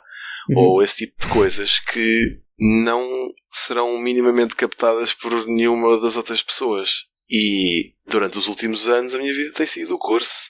Então estou um bocado mais embranhado para este lado. E mesmo assuntos ou whatever que o outro grupo possa ter podem-me não parecer tão interessantes neste momento como poderiam parecer na altura, se não tivesse tido este afastamento. O teu eu mais natural é o eu desse grupo que está mais próximo da informática. Não, e depois tens de contemplar... Sim. E depois tens também de pensar que o outro grupo também foi fazer as suas coisas e também se afastou mais para o outro lado qualquer. E também poderá ter o mesmo problema. Não estou a dizer que houve mesmo, tipo, nunca mais falamos na vida e nada disto, mas sim. Às vezes, quando dou com pessoas do grupo lá de baixo, noto um certo... Não se, está tipo, um cheiro no ar. Está um cheiro no ar. Sim, há ali uma certa... Não é awkwardness, mas há ali qualquer coisa que eu provavelmente não iria questionar ou não me passaria pela cabeça. Se não tivesse saído momentaneamente ou durante alguns tempos ou qualquer coisa, não sei. Não sei muito bem. É muito difícil explicar isso. Isso que tu disseste me fez lembrar uma vez que estive com um grupo de amigos que já não estava há bastante tempo, um grupo de pessoas mais antigo, vá, e que houve algumas situações em que eles disseram algumas coisas ou aconteceu alguma coisa que eu pensei em piadas que diria estando convosco, certo? Mas que ali é tipo, ninguém vai entender isto. E depois há uma certa frustração. Exatamente, e tu pensas tipo, bem, se eu estivesse com o outro grupo e tivesse dito isto agora, a reação tinha sido explosiva, ou qualquer coisa do género. Tinha caído mesmo bem dizer isto agora, mas aqui ninguém vai perceber e sente-se... Sim, exatamente. Isso é um bocado como o fear of missing out. O fear of missing out está muito associado a isso. Mano, o meu grupo está todo a sair e eu não estou lá. Bela merda. Agora não vou saber os novos memes. Agora não vou perceber aquelas piadas. Agora eles vão ter um pequeno inside em que eu não estou. E talvez daí, exatamente, talvez daí eu quisesse ter as pessoas da Finlândia e de Portugal todas juntas no mesmo sítio. Percebo perfeitamente, porque isso magoa profundamente saberes que as outras pessoas estão juntas e tu não estás lá, e tu até quereres, mas não conseguires ir e saberes estou-me a distanciar. Ou por exemplo, caso mais relevante, estão ali todos a jogar, eu não estou lá, é tipo, estou-me a distanciar, nem me convidaram, é tipo, é uma coisa normal, natural, as pessoas já estão ali, estão a jogar e de certo modo quase que sentes que estás a perder uma oportunidade. You're missing out, lá está. É mesmo o fear of missing out. Acho que é isso mesmo, sim. Acho que isso faz com que tu te investas muito mais num do que noutro, porque se tens de investir para estar a par, então tem mesmo de ser num. Não há tempo para estares a investir nos outros, acho eu. Sim, há a coisa do... Se passar tempo igual vai ser, entre grupos, vai ser talvez mediano neles todos. Exatamente. Enquanto se passas mais tempo num, passas a ser uma relação muito mais, não sei, interessante, I guess. Muito mais fulfilling. Sim, suponho que tenhas razão. O que imagino que se torne bastante mais difícil quanto mais grupos tenhas. Mas lá está, em relação à família e outras pessoas assim mais próximas, não sinto essa dificuldade, talvez porque surja naturalmente, não sei. Sim, eu suponho que talvez seja porque isso é uma coisa que sempre existiu. Ou seja, tu sempre tiveste família, sempre tiveste amigos, de vez em quando tens namorada. Ok. Mas isso são coisas de certa forma transversais à tua vida. Ter vários grupos de amigos, se calhar não é. Ou seja, essa gestão entre família, namorada, amigos é uma coisa que já foi construída ao longo de muitos anos, enquanto que essa gestão de vários grupos diferentes não é uma coisa assim tão simples. Ou uma coisa para a qual não estejamos tão treinados. Porque, por exemplo, tu vais para o infantário. Os teus amigos são aquelas pessoas que estão ali. Certo. E na escola um é da grupo de tua amigos. turma. Vais para a escola é a mesma coisa, vais para o secundário, mesma coisa, vais para a universidade, acaba por ser um bocado a mesma coisa. E todas as pessoas que não foram fazendo parte constante da tua turma ou do whatever, foram caindo para o lado. Sim, exatamente. Mesmo que estivessem ali acessíveis. Porque tipo, havia sei lá, na primária, um gajo da minha rua, sim senhor, grandes amigos, blá blá blá. Quando foi quinto e sexto ano, ele foi para um lado, eu fui para o outro. Pronto, foi caindo, via-se de vez em quando no autocarro, qualquer coisa assim, e agora é tipo estranho, quer dizer. Isso é extremamente pertinente. Essas duas coisas que vocês disseram. Eu acho que tem de facto a ver com um certo quase treino ou uma certa habituação. Eu acho que para mim sempre foi naturalmente muito mais difícil manter um grupo de amigos, em parte porque eu nunca mantive um grupo de amigos comigo nas turmas. Já vos disse várias vezes que eu fui do infantário para o primeiro ano, do quarto para o quinto, do sexto para o sétimo, do sétimo para o oitavo, do oitavo para o nono, do nono para o décimo, do 12º para a universidade. Estas transições todas, em quase todas elas eu mantive 0 pessoas na minha turma, ou creche ou whatever. 0. Mas eu também, sabes? Tipo, sétimo, oitavo e nono, mantive algumas, mas muito poucos. Nono para o décimo, as mais radicais, definitivamente não trouxe mesmo 0 ou 1 ou 2. E portanto sempre me foi muito difícil manter esses grupos. Na prática era sempre que há uma mudança grande do grupo. Exatamente. Sei lá, por mudança de escola, ou no meu caso em que chumbei no 10º ano, houve um grande fallout das pessoas com quem me dava nessa altura. E passaram a ser as novas. Mas lembro-me que houve uma altura em que já estava tão farto disso, foi na altura em que andava a chumbar a torta direito, já lá, na altura do 12º ano, em que nesse ano rejeitei por completo essa nova turma e continuei a associar-me à anterior. Porque já estava, era esta coisa do vídeo do Seinfeld. Eu sei que são excelentes pessoas, mas já estou farto disto e eu dou-me com aqueles e pronto, acabou-se. Pois, mas se calhar até te fez bem esse treino de seres capaz de manter laços com pessoas com quem não estás no dia a dia. Eu acho que é isso que me fez falta muito tempo. A pessoa que eu, digamos que desses grupos, com que só há uma única pessoa com quem eu me dou atualmente. Quer dizer, do 5º ano. É do 5º ano. É a mais antiga que eu me lembro. Apesar de termos... Mas houve uma espécie de religação, porque desapareceu no 7º, 8º e 9º, e acho que voltou a aparecer no 10º, no mesmo liceu onde eu estava, e aí houve um bocado rekindle. E a partir daí, também não posso dizer que seja uma relação muito intensa. Falamos de vez em quando, agora principalmente por internet e coisas assim, umas coisas aqui, e agora recentemente recebi a notícia que vai casar e eu fui convidado para o casamento. Pronto, é isto. Mas vou sabendo de vez em quando das notícias, fez isto, fez aquilo, tirou o curso, está no emprego, blá blá blá. Sim, mas mantém-se a par, não é? Ao menos ainda conversam. Sim. Coisa que com as outras pessoas só acontece se virem na rua e se forem forçados a estar no mesmo cubículo durante mais de 10 minutos. Certo. Porque se for até 10 minutos, se calhar ainda arranja maneira de estar a olhar para o telemóvel. Claro, e é aquelas conversas, mas o tempo está bom, não é? Pois, sim. Epá, pois. Então e o Porto? Mas eu acho que ainda há uma coisa relevante também, que é, mesmo que às vezes num certo grupo há pessoas que são pilares desse grupo, que mesmo que o grupo todo se mantenha menos essa pessoa, sim, o grupo destrói-se. Pode ser lentamente, mas aquela pessoa era essencial. E eu senti isso uma vez em que foi quando eu fui para o 10º ano, que formei um grupo em que éramos cerca de 4 amigos que dávamos muito bem, tínhamos muito em comum. Andávamos sempre juntos, fazíamos montes de cenas. No final do 10º ano, um desses amigos saiu de Coimbra. As coisas mantiveram-se, nós fomos amigos. Hoje em dia, raramente falamos, mas de vez em quando combinamos coisas, vamos tomar um café, assim, imagina, 2 vezes por ano, se calhar. Mas deixou de ser a mesma coisa, perdeu-se ali qualquer coisa por causa da saída de uma pessoa específica.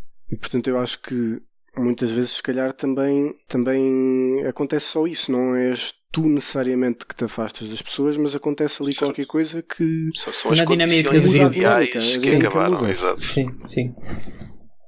Sim, eu até tenho pensado recentemente nisso, por causa das nossas conversas, e sim, eu acho que isso acontece. Acho que de facto há pessoas que unificam o grupo pelos seus quirks de personalidade, digamos, que é porque são as que marcam coisas, ou porque são as que motivam para trabalhar, ou para estarem juntos, ou para quando o pessoal está todo a passar-se da cabeça, que tentam serenar e dizer que vai tudo correr bem, não sei. E essas pessoas existem, de facto. E às vezes não. E acho que não é sempre fácil de as identificar sem serem em retrospectiva. Sim. Acho que é muito complicado fazer isso. Concordo com isso. Acho que às vezes uma pessoa nem se apercebe da importância de certas pessoas até o momento em que elas saem. E o mesmo se diz ao contrário. Às vezes não nos apercebemos da insignificância de certas pessoas até elas desaparecerem. Exatamente. Quando já há 2 meses que essa pessoa se foi embora, tu reparas, espera lá, onde é que está o fulano X? Já se foi embora. Olha. Yeah. Mas é assim, essa coisa do social, imagino que também tenha a ver com uma parte biológica, porque há aquela teoria do, agora não lembro do certo. Ou upbringing? Não, eu acho que tem, quer dizer, os macacos, sei lá, chimpanzés, chamas o comportamento social deles de andarem naquele grupo e rejeitam os outros grupos, é social ou é biológico? O que é que tu dizes? Ou melhor, upbringing? Eu teria de ir ler sobre o assunto, mas eu acredito que isso seja... O que eu acredito é irrelevante, né? Porque a verdade está alguns num paper, mas pronto, acho que é social. Eu acho que seria uma experiência interessante tu pegares nesse macaco e colocares noutra espécie e ver se ele adquiria o tipo de comportamento que essa outra espécie tem. Nem sequer estava a dizer, ok, faz sentido. Mas eu tinha visto alguns, lá está, também não sei se isso é certo, se não é aquelas coisas que tu lês o título e deve ser isto, pronto, está bem. Sim. Que era... tu só te conseguias ralar com um número limitado de pessoas, que eram os que faziam parte do teu grupo, basicamente. Quer dizer, isto se calhar tem mais a ver com aquela coisa do upbringing, com pais ou não, etc. Se eles fazem parte do grupo de pessoas que sempre conheceste, é normal que te rales com essas pessoas, porque é aquele grupo, o número restrito, agora não sei, 100, whatever, e é por isso que quando tu ouves falar de desgraças, sabe-se lá onde, é tipo, ok, that's interesting.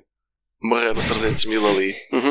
Não fazem parte do teu grupo. E também acho que isso também tem a ver com a cena do sempre que acontece uma desgraça qualquer no estrangeiro mas não houve portugueses nas vítimas. Ainda bem, meu. Isso é outro tema. Isso é mais os mídia e o portuguesismo. Sim, mas aí eu acho que é um bocado diferente. A partir do momento em que é o mídia português, é importante eles dizerem se há vítimas ou não portuguesas para as pessoas que potencialmente têm lá família ou amigos estarem descansadas ou tentarem entrar em contacto com a pessoa para saber se está tudo bem. Sim. Suponho que nunca tinha pensado nisso assim, do ponto de vista noticioso mesmo. Okay? Sim, é em parte, mas tu consegues ver que não é só isso, também é aquela questão do o Ronaldo que é português, o cão d'água português do Obama, a imagem rendilhada portuguesa que está ali naquela bandeira podre dos Jogos Olímpicos, whatever. Mas é nacionalismo. Exatamente. Mas, de certa forma também é importante haver um certo orgulho pelas coisas que se fazem ou pelo que sai do nosso país. Quer dizer, de certa forma, somos todos um pouco responsáveis por isso. Obviamente que não, mas não deixamos de o ser. Porquê? Porque votamos nas pessoas que nos gerem, porque, apesar de tudo, existe uma cultura que é construída pelas pessoas individuais, não é? Obviamente tu podes dizer, ok, mas eu não tenho nada a ver com isso e não me interessa porque sou um no meio de 11 milhões. Está bem, mas se calhar se toda a gente pensar nisso... Eu não te digo que sou um no meio de 11 milhões. Eu digo-te que esses 11 milhões não têm assim tanto em comum. Portanto, eu não sou dizer um no meio de 11 milhões só porque estamos na mesma fronteira, que não é só, mas em alguns casos... Tu disseste que o nacionalismo é importante, etc. E eu percebo o que queres dizer, mas uma certa dose de... Um pouco de... Eu, por acaso, discordo. Eu não... Só no sentido em que, se tu não tiveres qualquer vontade... Ou seja, no fundo, acho que se aplica um pouco aquilo que aconteceu no nosso grupo na faculdade. em que entre certas pessoas havia competição saudável.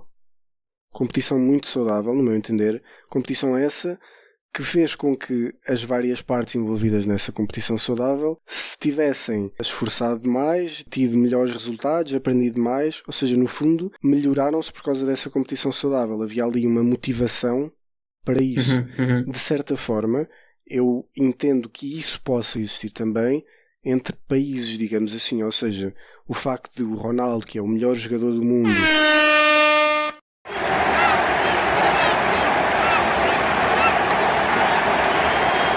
ser português, dá-nos um certo orgulho e faz-nos se calhar pensar, ok, nós podemos se calhar, temos aqui potencial, podemos investir na formação em futebol e temos mais pessoas com esse nível. Ou então interessa vejo, ter ok, mais pessoas com esse nível. O que te interessa, se calhar, no Final Goal é mais o turismo, não? A mim não me interessa muito ter o melhor jogador de futebol. Eu não acho que o país ganhe muito com isso. mas desculpa lá, mas ganha muito A não com o ser, facto do a não ser a Ronaldo nível ser. de turismo, a não ser a nível de comércio. Para mim é nesse tipo. Claro. Epá, quem diz Mas o esse é futebolista endpoint. diz a empresa Sim, farmacêutica que produz isto. Claro, mas não é o ser futebolista só por ser futebolista. Para mim o end Não, goal não. é este. É o Claro, ganho mas quer geral dizer- do país em si.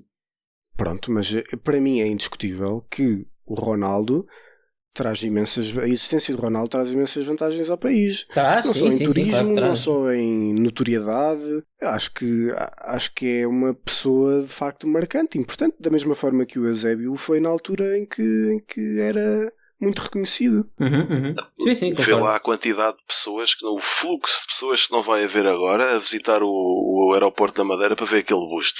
Isto não ia haver sem o Ronaldo. Claro, mas eu estou a concordar perfeitamente com isso.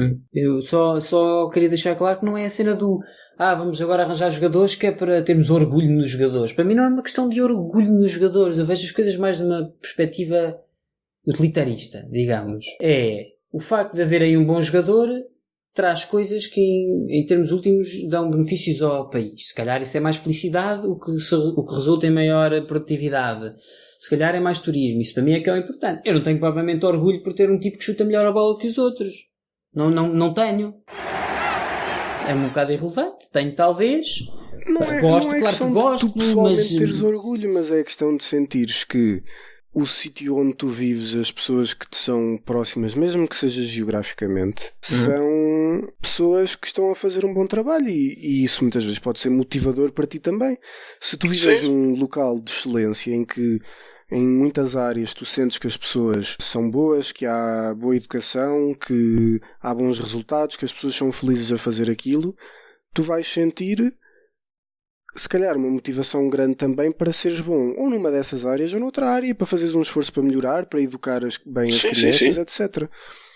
Agora, o que eu acho que é errado é quando levas isso ao extremo, como por exemplo o extremo americano, em que a América é que é bué da fixe e nós é que fazemos tudo bem e etc. E não, imigrantes não entram aqui. Não, as coisas não são assim. Não se pode levar a esse extremo. Eu continuo a não ser super fã do nacionalismo, porque eu acho que... Mas eu também não sou grande fã do nacionalismo. Eu acho que isso tudo que tu descreveste... Isso tudo que tu descreveste, eu acho que não tinha de ser feito em relação ao país. Poderia ser feito em relação ao teu grupo de amigos, à tua família, ao teu emprego, à tua profissão...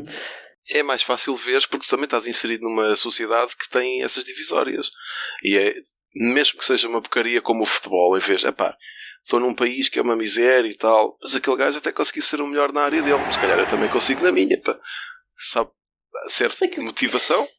Serve, de facto serve, mas eu não acho que tenhamos de usar o país como veículo para isso, para esse tipo de motivação. Acho que isso tem estas coisas positivas, mas também tem as coisas negativas de gerar o ultranacionalismo, o levar isso ao extremo, como tu mencionaste. Eu acho que, como são muitas pessoas, porque estamos a falar de nacionalismo e não de fazermos isto em microgrupos, do estilo, é um grupo de pessoas, está ali um que tem sucesso, eu também consigo, vamos motivar-nos. Tipo, se de repente ficarmos todos malucos com power, não vai haver assim grande mal, porque somos só alguns. Enquanto que se for o país todo... começam-se a formar grupos extremistas de ultranacionalismo e coisas do género. Para mim, se isso for feito de forma mais Certo. controlada, em vez de ser a nível do país, não caímos nestes ridículos do cão d'água português e do... Eu não acho que isso seja assim tão ridículo. Eu acho que é ridículo. Eu acho Obviamente que que se tu me é perguntas, anedótico. é de alguma forma relevante o facto do cão do Obama ser um cão d'água português? Não, obviamente que não. Mas acho que basta olhares para outros países para ver que nós não somos assim tão ridículos nesse aspecto. Mas eu não... Mas lá... Claro, ok, tudo bem, mas lá claro, porque os outros... Quer dizer... claro que sim, concordo. Mas também não acho que nós sejamos um extremo. Não estamos, estamos bem longe de um extremo. Nós não somos Agora, muito extremo, não. Não, eu acho que nós não somos um país nacionalista. Mas o que eu gostava de fazer ver é que, da mesma forma que o ultranacionalismo é mau porque nos isola e porque pode gerar discriminação, etc., todas essas coisas que toda a gente sabe, eu acho que a inexistência de uma certa dose de nacionalismo também é mau. Porquê? Porque se tu não sentires um certo orgulho pelo local onde tu vives, tu não vais querer saber dele. Então, o que é que te vai motivar a ter uma presença cívica, a votar, a não deitar lixo para a rua, a reciclar as coisas, a seres bem educado para as pessoas que te rodeiam? O que é que te motiva a isso, se não sentires que pertences a uma coisa grande? A educação? É assim, Claro que tu pois, estás a educação. dizer que se eu agora fosse para a França, eu ia cagar-lhes as ruas todas porque não estou no meu país. Não. Não é? O que eu quero dizer é, acho que é também um fator de motivação tu quereres fazer coisas boas para o teu país. Porque é o teu país, são as pessoas que te rodeiam, tu queres que essas pessoas sejam felizes e tenham uma boa vida. Eu percebo o que queres dizer, mas acho que isso não... Para mim, o papel do país aí, o país não tem de estar, não tem de ser assim esta coisa tão relevante para mim. Eu percebo o que queres dizer, é uma fonte de motivação. Relevante. Eu não sou de todo nacionalista, nem sinto-me muito mais europeu do que português, se calhar. É melhor aproveitar enquanto ainda há. Exatamente. Infelizmente. Mas sim, acho que deve haver uma certa dose, acho que é importante zelarmos pelos nossos interesses. Se não quisermos saber disso, acho que há certas coisas que se perdem. Ou seja, acho que a virtude está no meio, como sempre. Um extremo para um lado é mau, um extremo para o outro é mau. É preciso equilibrar as coisas. Sim. Apesar de eu achar que há claramente certos assuntos no nosso panorama nacional em que levamos as coisas um bocado ao ridículo. Esse exemplo do cão d'água, as coisas do Ronaldo. Sem dúvida. São... No caso Sim, do Ronaldo, sim. não sei. É extremamente algumas irritante. Coisas como, pá. por exemplo, quando começam a falar da família dele e aparece a mãe dele no telejornal, ou o que quer que seja, pá, sim, isso é um exagero, sem dúvida. Não. O que eu acho mais ridículo, o exemplo mais ridículo desse tipo de situações é quando acontece uma desgraça em Portugal e depois as notícias são vejam, a imprensa internacional está a falar da nossa desgraça. Isso é que é a cena que mais nojo me mete. É tipo, cai uma ponte, morre não sei quanta gente, mas a CNN disse, ei, fogo. Até parece que é um evento turístico, todos orgulhosos, epá, pronto.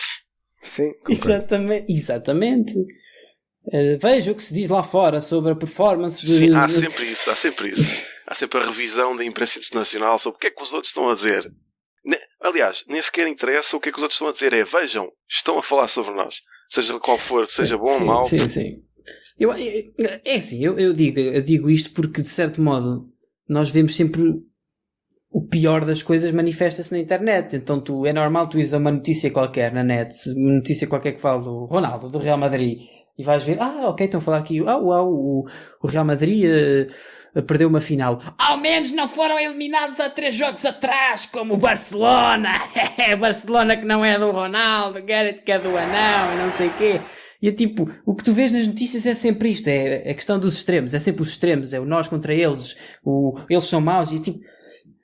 Incomoda-me. Isso faz parte dos mídias porque faz. de... Mas isto são os comentários das pessoas nas notícias. Ou levar as coisas ao extremo, que é para polarizar as pessoas e ganharem com isso. Mas isto que eu estou a dizer são as próprias pessoas a comentar nas notícias. Mas isto também é uma consequência. Claro. Pronto. Claro. Mas eu, por exemplo, eu prefiro muito mais quem o Real Madrid que o Barcelona. Eu estou-me a cagar para o futebol. Mas se ganhar o Real Madrid, eu prefiro porque está lá o Ronaldo. Se da mesma forma que se ganhar o Chelsea, eu prefiro porque está lá o Mourinho. Não está no Manchester United. E depois agora Manchester.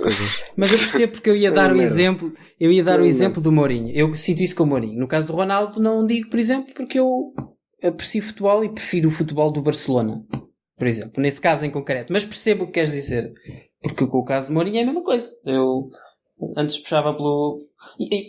Mas o Mourinho não é por ser português. É porque esteve no Porto. É porque esteve no Porto e nos deu 2 troféus internacionais espetaculares. 3, aliás. Acho que não é tanto por ser português. Então é só porque foste beneficiado, gostas da pessoa. Ou queres que ela também... Estás a dizer que, à semelhança dos teus pais, queres que ele se sinta bem e se saia bem na vida. Sim. Acho que e se pudesses tratar do Mourinho quando ele fosse velhote, em vez dos teus pais... Não. Irias preferir o Mourinho porque o Mourinho é rico, pá. Não porque o Mourinho é rico, ainda por cima provavelmente é do Benfica, pá. Sim, mas não sabes as escolhas financeiras que ele vai tomar até à velhice, não é? Pode cair na desgraça. Pá, mas sinto que já teve oportunidades suficientes para pôr a vida em condições. Não é para aí, pá. Se o homem tiver aí 2 vezes de amargura, pá, talvez lhe dê um eurito. Só um eurito. Jesus. Pronto. Savage! Sim, mas eu partilho essa opinião porque eu, quando era novo, também era a mesma coisa. É assim, eu não sei nada de futebol. Acho que agora até sei mais do que sabia na altura, mas... Que é normal. Pá, sei que há na altura, sabia que havia uma equipa na Espanha, que era o Barcelona, porque já vai lá o Luís Figo, pronto. E ganhou o Barcelona. Antes de Figo mudar para o Real Madrid. Sou velho.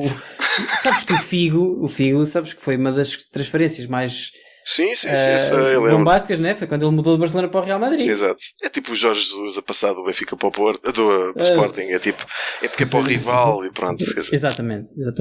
Sim, mas aí foi a primeira vez que eu fiquei um bocadinho conflicted, porque associava Barcelona bom. E depois, mas agora o Figo passou para o outro. Agora o Barcelona já não é bom.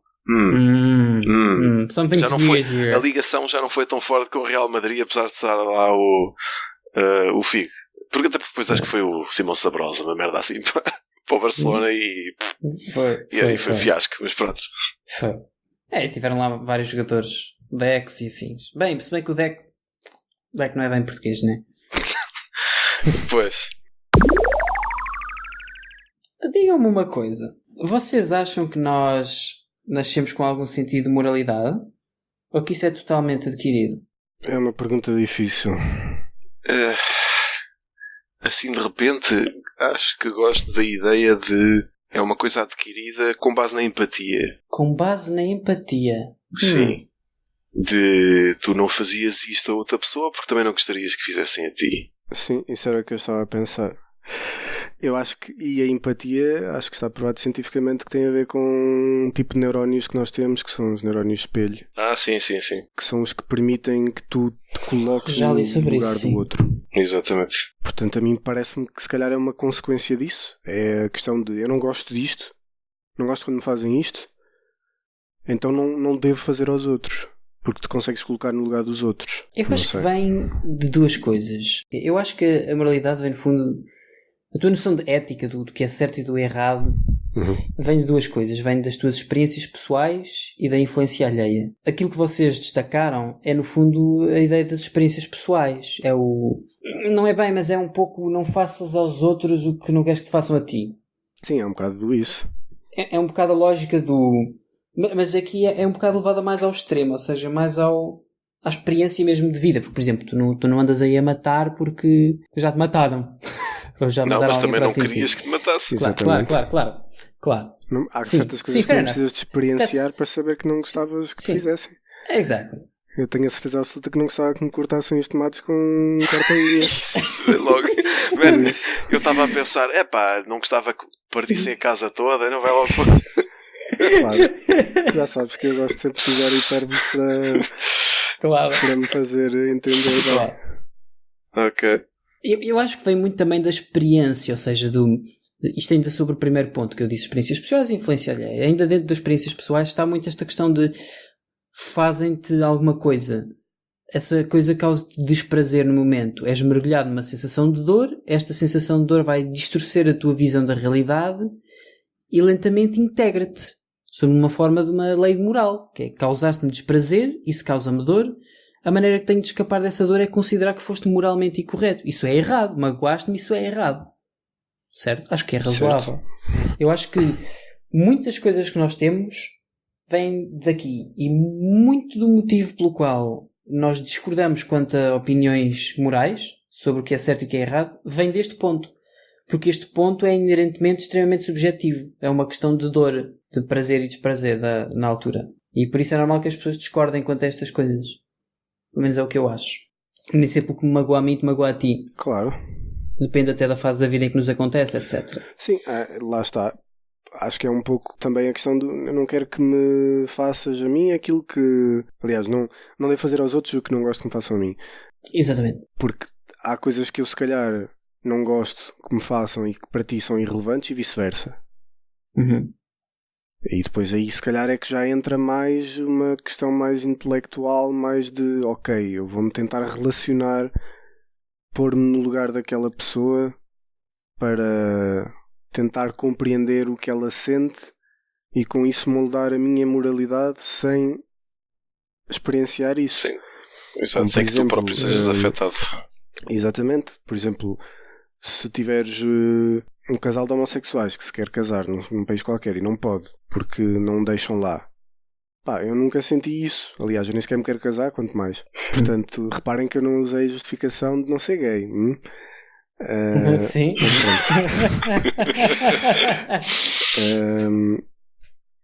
Portanto, o que eu quero dizer é que eu não preciso de estar nessa situação para perceber que isso pode ser frustrante e que é discriminatório. E, portanto, para mim, não faz sentido não lhes ser permitido fazer isso. Eu acho que muitas coisas que nós temos, para além destas experiências pessoais, resulta da tal influência alheia. Ou seja, é eu tomar a opinião do outro como a minha.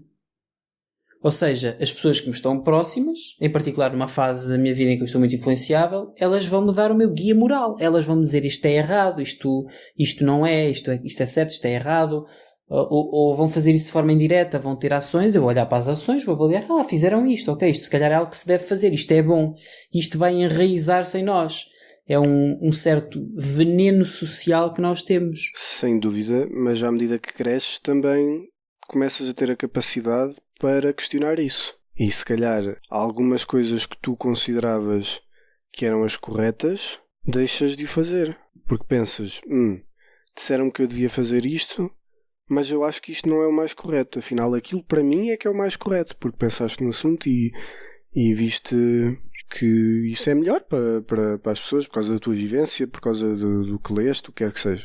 Portanto, eu entendo, sim, concordo que haja essa influência de quem te educa, obviamente, mas também acho que há coisas que tu depois podes e deves questionar no futuro. Claro, e é debatível. Ou melhor, eu acho que se tu fores capaz de as questionar, isso mostra que tiveste uma educação saudável. Mas o que acontece muitas vezes é que as pessoas não... Eu penso que há pessoas que não chegam a ser capazes de verdadeiramente questionar as questões, os valores morais que lhes foram incutidos. Seja no caso, por exemplo, da religião, ou como nos casos normais, banais da vida, do dia-a-dia. Porque não tiveram ou a abertura na sua educação, ou porque não tiveram mesmo uma cultura que promovesse... Acho que há casos de pessoas que não chegam a ser capazes de verdadeiramente questionar essa educação que tiveram. Mas o que é que eu queria dizer com isto? O crítico que eu queria dizer com isto é que eu acredito que os nossos valores resultam exclusivamente da nossa interação social e do prazer ou desprazer que as coisas nos causam.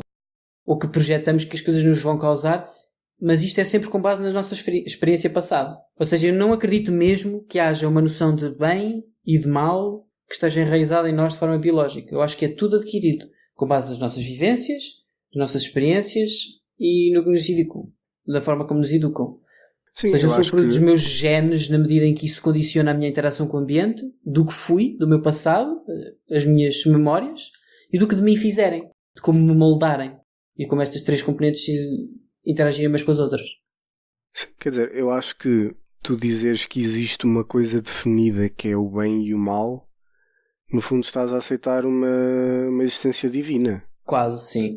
Que define essas coisas, para mim. Agora, o que eu acho que tu podes argumentar é que pode ser quase uma coisa como a matemática, por exemplo. Se tiveres uma espécie alienígena que teve outro desenvolvimento, o consenso agora é que essa espécie também teria a mesma matemática que nós. Podia, obviamente, representar, e certamente a representaria de certa forma diferente, mas os conceitos seriam os mesmos.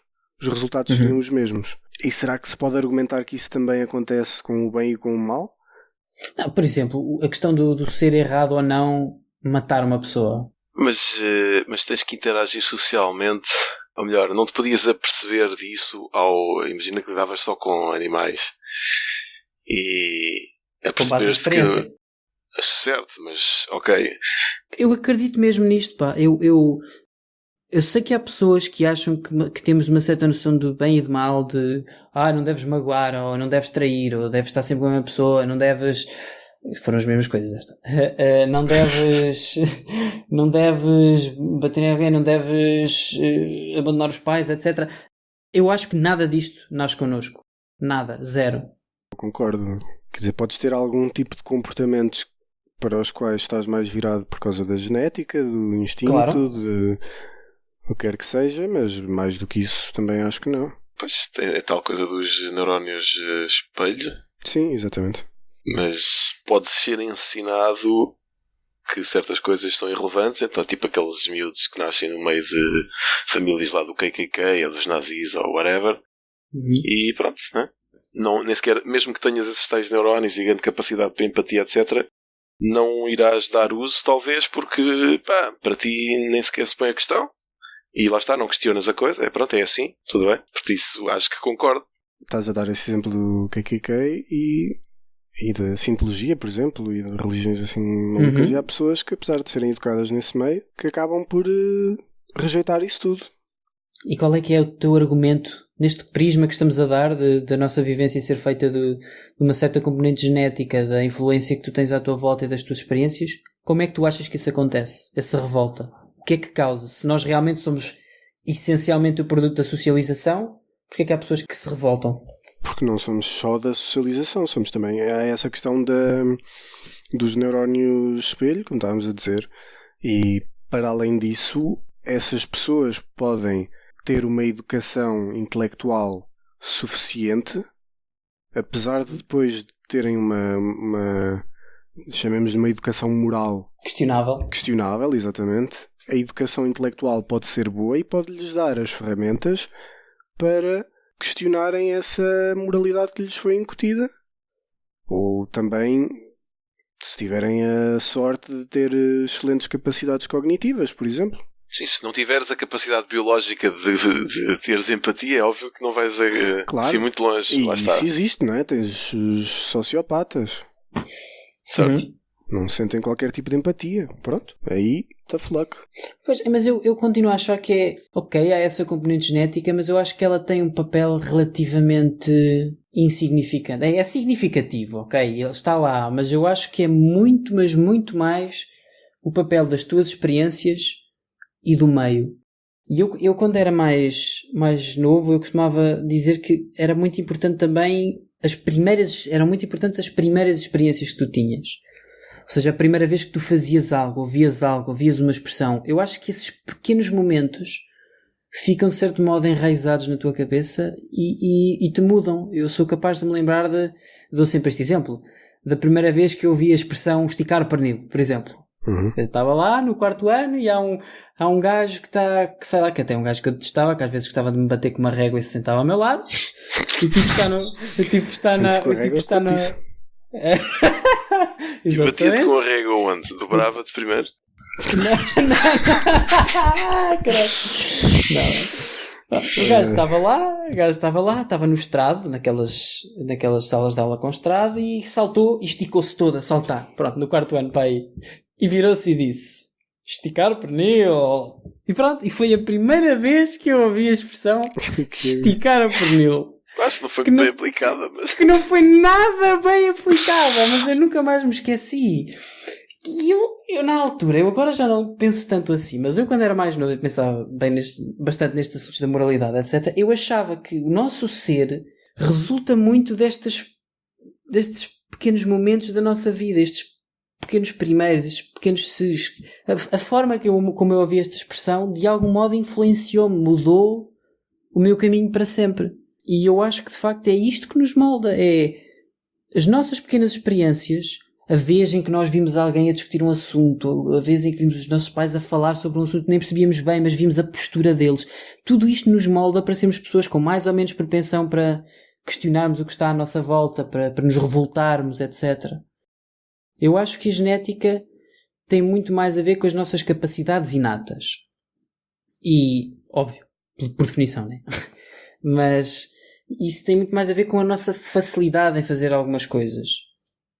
E não acho que isso tenha muito a ver com os valores morais. Eu acho mesmo que isso resulta da nossa experiência. E se há um tipo que se revolta contra a educação que teve, é de facto também contra a educação, ou melhor, contra os valores morais que lhe são incutidos, é de facto porque ele desenvolveu capacidade cognitiva suficiente para os questionar, mas se calhar também porque ele saiu um dia do meio da aldeia e viu um mundo ligeiramente diferente. Ele até pode nem ser muito esperto, mas teve uma pequena experiência. Sem dúvida. Eu acho mesmo que isto é essencialmente influenciado pelo ambiente em que tu estás. E vocês percebem, eu ao dizer isto, percebem que de facto que eu não podia dizer outra coisa senão isto, porque pelas nossas outras conversas vocês sabem a importância extrema que eu dou à educação que os pais dão. Uhum. Para mim está tudo de tal forma ligado que eu acho... É isso, está mesmo tudo muito intimamente ligado. Eu acho que nós somos de facto... Como é que é? Eu sou o que em mim o mundo espelhou. Nós somos o espelho do mundo que está à nossa volta. O que, de certo modo, é uma realidade triste. É quase como se tu, durante uma boa porção da tua vida, não controlasses nunca o teu destino. Mas sim, as pessoas à tua volta e as circunstâncias é que o controlam. Mas isso é sem dúvida verdade. Basta ver... Bom, se tu tivesses nascido na Síria, estavas agora na merda. E provavelmente terias imensos problemas psicológicos e pronto, e terias desenvolvido de uma forma completamente diferente. Se fosse exatamente a mesma pessoa, com exatamente as mesmas pessoas à tua volta, o ambiente seria radicalmente diferente. Portanto, serias uma pessoa muito diferente. Sim. E eu acho que é evidente que quanto mais nós andamos no tempo, eu acho que o mais difícil é tu mudares de opinião, precisamente porque já tens tanta experiência e já tens tanto reforço da experiência, às vezes fictício, às vezes resultado de pensar demasiado sobre o assunto, na tua cabeça. Por isso é que aquela fase inicial, quando tu és criança, é uma fase que exige tanta atenção da tua família. Porque é a fase em que tu estás a moldar-te, estás a criar as tuas primeiras experiências, os teus primeiros esticar os pernil. Esticar o pernil, não é? O teu primeiro esticar o pernil está a acontecer. É isso. Tal como eu acho que a moralidade resulta essencialmente da socialização, eu acho que tudo resulta muito da socialização. O que nos leva ao tema da educação, da atenção dos pais. Só adicionar aqui uma coisa, o meu pai costumava-me falar sobre... Falava-se muito sobre o que é se os valores são objetivos, se são subjetivos. Eles são, dizia-me ele, intersubjetivos. Eles não existe o bem e o mal objetivo. O que há é o bem e o mal intersubjetivo. É o objetivo que a sociedade arranjou, ou que o teu grupo social arranjou. Mas isso não é perene, isso altera-se. No fundo, a noção de objetivo tem duas componentes. Tens o objetivo da matemática, em que tu podes de facto dizer que uma coisa é objetiva, no meu entender. Depois tens o objetivo que é o objetivo popular, digamos, é o intersubjetivo. Mas convém nunca nos esquecermos disso. Aquilo não é objetivo. Se calhar daqui a uns anos isso muda. Do mesmo modo que era errado ser-se gay há uns anos atrás. Sim, sem dúvida. Lá está, é a questão da intersubjetividade. É isso. Completamente de acordo. Pronto, ainda bem. Acho que sim, está bom. Sinto-me reforçado. Só outra vez, intersubjetividade, é isso? Sim, intersubjetividade. Ok. Porque estás a apontar aí? Não, é só... É um termo... Oi, senhor? Bonito. Foi o meu pai já há muitos anos, quando estávamos a falar sobre isto. Lá está. Eu lembro-me muito das primeiras vezes que eu ouvi coisas. Eu lembro das primeiras vezes que eu ouvi ou fiz certas coisas, eu lembro-me. Eu lembro-me perfeitamente da primeira vez que eu vi este termo. Consigo recriá-lo, tal como me lembro da primeira vez que eu vi o esticar o pernil, pá. E marcou-me. E porquê que o esticar pernil me marcou? Epá, sei lá, pá, o gajo esticou-se mesmo bem, caralho. Saltou do estrado com um estilo, pá, que eu esticar pernil. Mas ele saltou e caiu sem querer? Ou... Mano, o gajo, em vez de descer o estrado, saltou cá para baixo. E em vez de... Pronto, e o estilo dele foi saltar a esticar-se todo, tipo... Pronto, esticar pernil. Eu tipo, filha da puta. Olha o gajo bater-me com a régua outra vez.